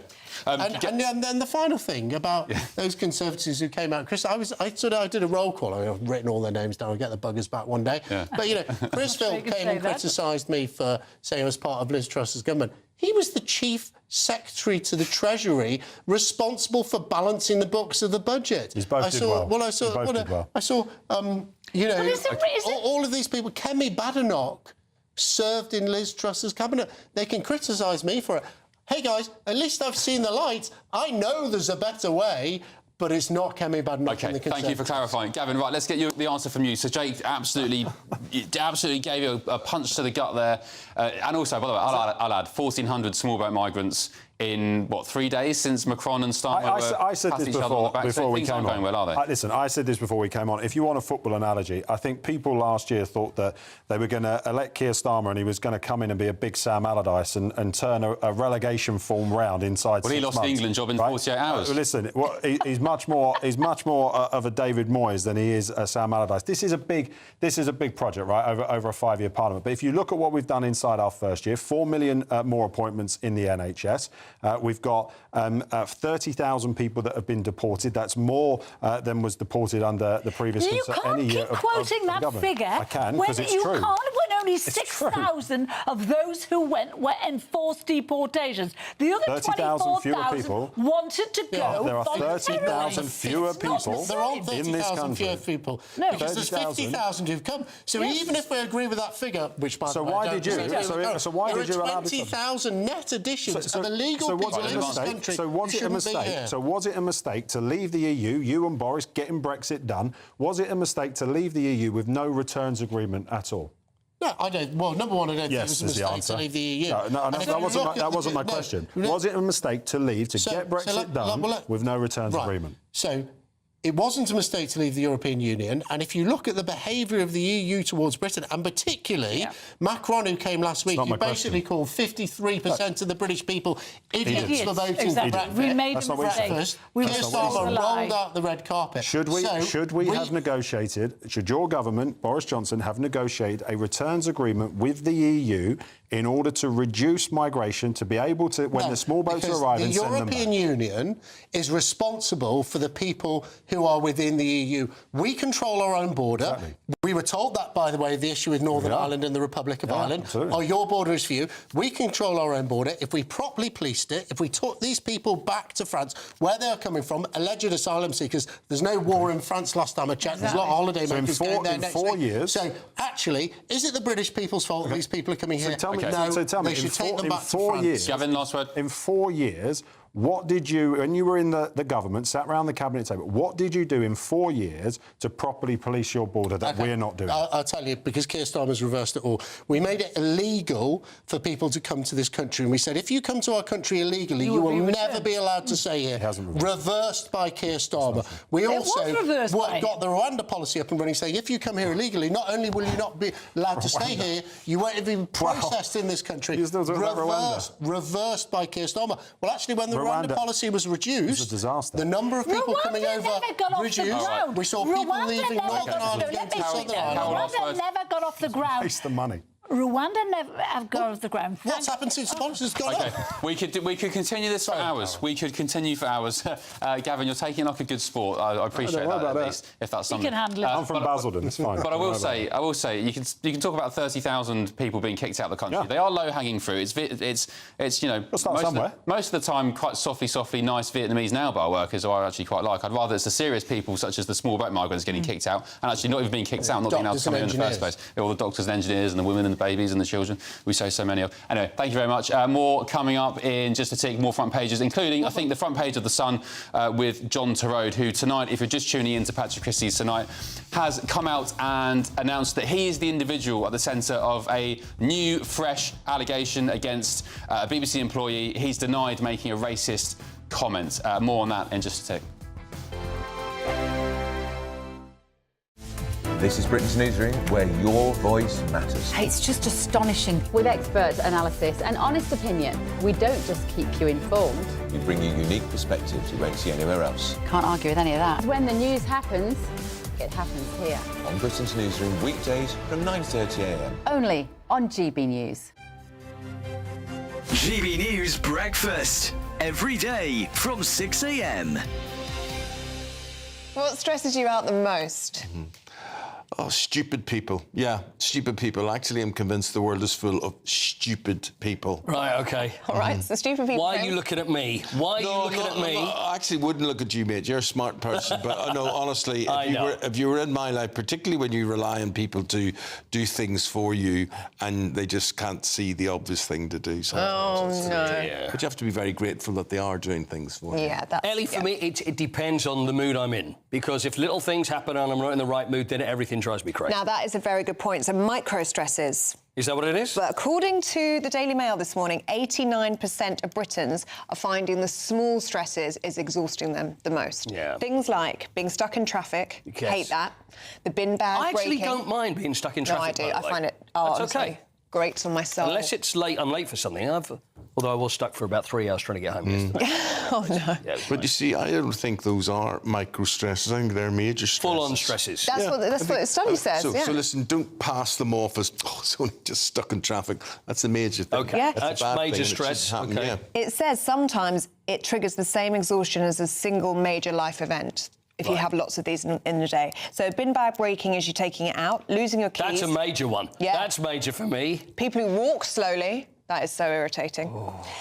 Forgetting to charge your phone overnight, forgetting to put the bins out, not being able to find an outfit. You know what I really hate? Really, really grinds my gears? What? Is when I either let someone out, and when I'm in the car, I let someone out and they don't say thanks, or I stop and let them cross over and they don't go... That's irritating. Then I go... Well, I tend to agree with you, Paul. GB News, the People's Channel. In the GB Newsroom, we bring you the news as it happens. With our team of dedicated journalists across the UK. We're ready to keep you up to date with what's happening every half an hour, every single day. Bulletins here on GB News. The People's Channel. Britain's news channel. At GB News, we love to hear from you, our loyal community. So drop us a line at gbnews.com/yoursay. There, you can talk to each other and also to the presenters live on air. gbnews.com/yoursay, because GB News is your channel, Britain's news channel.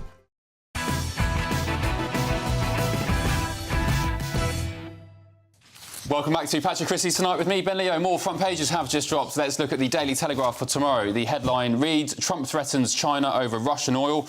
And down the bottom there, Tim Davie admits BBC failures over Gaza film. The Sun, this is the big story we've been teasing. John Turode, Greg Wallace's MasterChef co-presenter, is tonight saying that he does not remember allegedly making a racist comment some years ago, and he was told, apparently, by the BBC to step back and claim he had mental health problems over the weekend, but he's come out tonight and released a statement. Gets worse for the BB. And The Times, new grant to push sales of electric cars for net zero, and aristocrat's daughter guilty over baby death. Right, let's move on. There was a nice little visit today from the Queen, Camilla, to Battersea Cats and Dogs Home, and I believe, Sir Jake Berry, oh, there she is, on screen now. I believe she adopted a Jack Russell. Called Molly. Called Molly. Called Molly. And the reason I wanted to talk about this is, you know, the Queen just seems to get everything right. I mean, it was a surprise visit to one of Britain's most loved charities. She adopted poor Molly, who I think had been rejected a couple of times, I read, and has now been given a home in the Royal Palace. And is the Queen looking absolutely radiant and just making us all so... Carol, you laughed then. What were you laughing at? It is interesting because I was around and reporting on a time when Camilla was the most hated woman in Britain. And I mean, she was despised. And when it was mooted years ago that she would become Queen after her marriage to Charles, there were still a lot of people in this country who were very against it. Jake is right. I mean, she's pulled herself around and she's doing a great job, I think. But there are still lots of people out there, and I know they still exist, that they don't think she should should have that position. Yeah, interesting. It's such a great point. And actually, it's a lesson, I think, Queen Camilla, to the likes of Meghan Markle.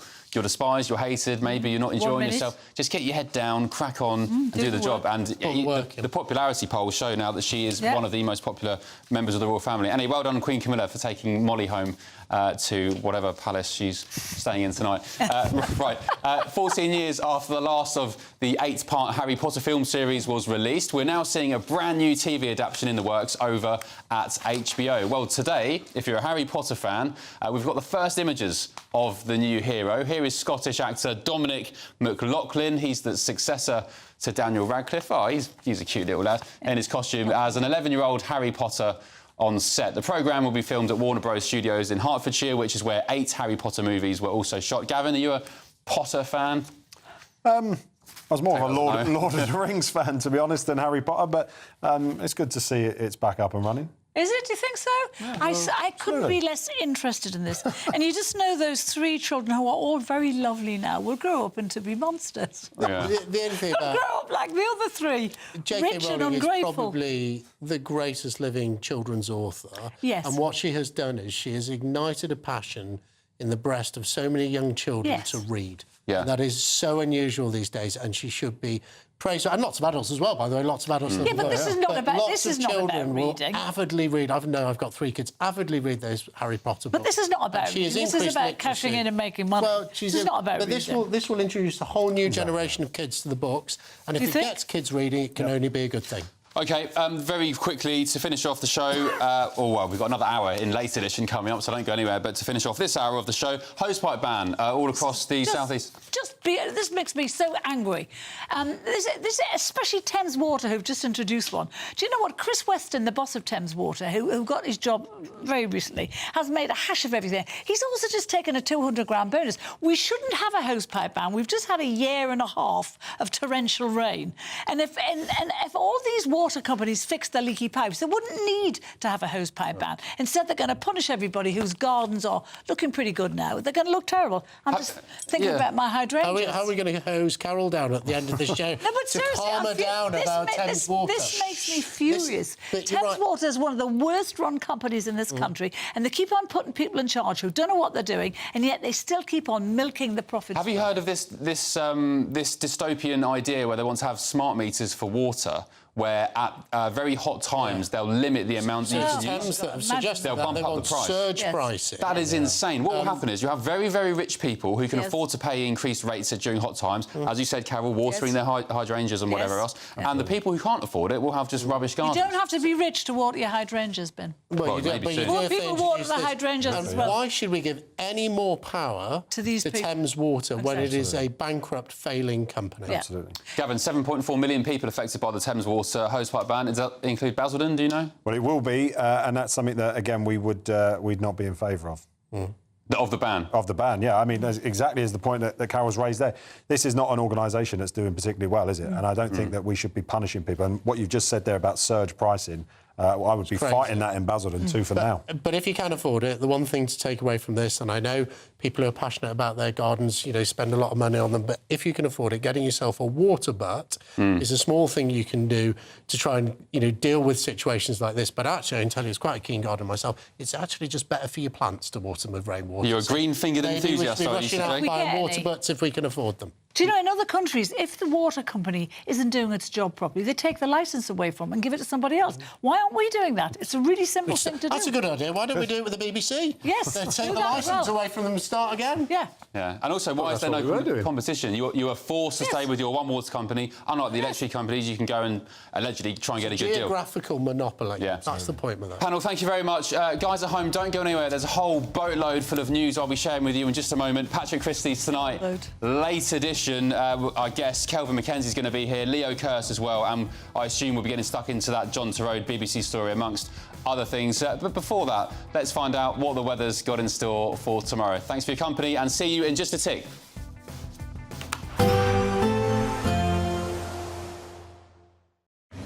Even though we'll see a cloudy start, it'll be a bright outlook for the rest of the day. Boxed Solar, sponsors of weather on GB News. Good evening. Welcome to your latest weather update from the Met Office here on GB News. A wet and windy day for quite a few of us tomorrow and a fresher feel as well.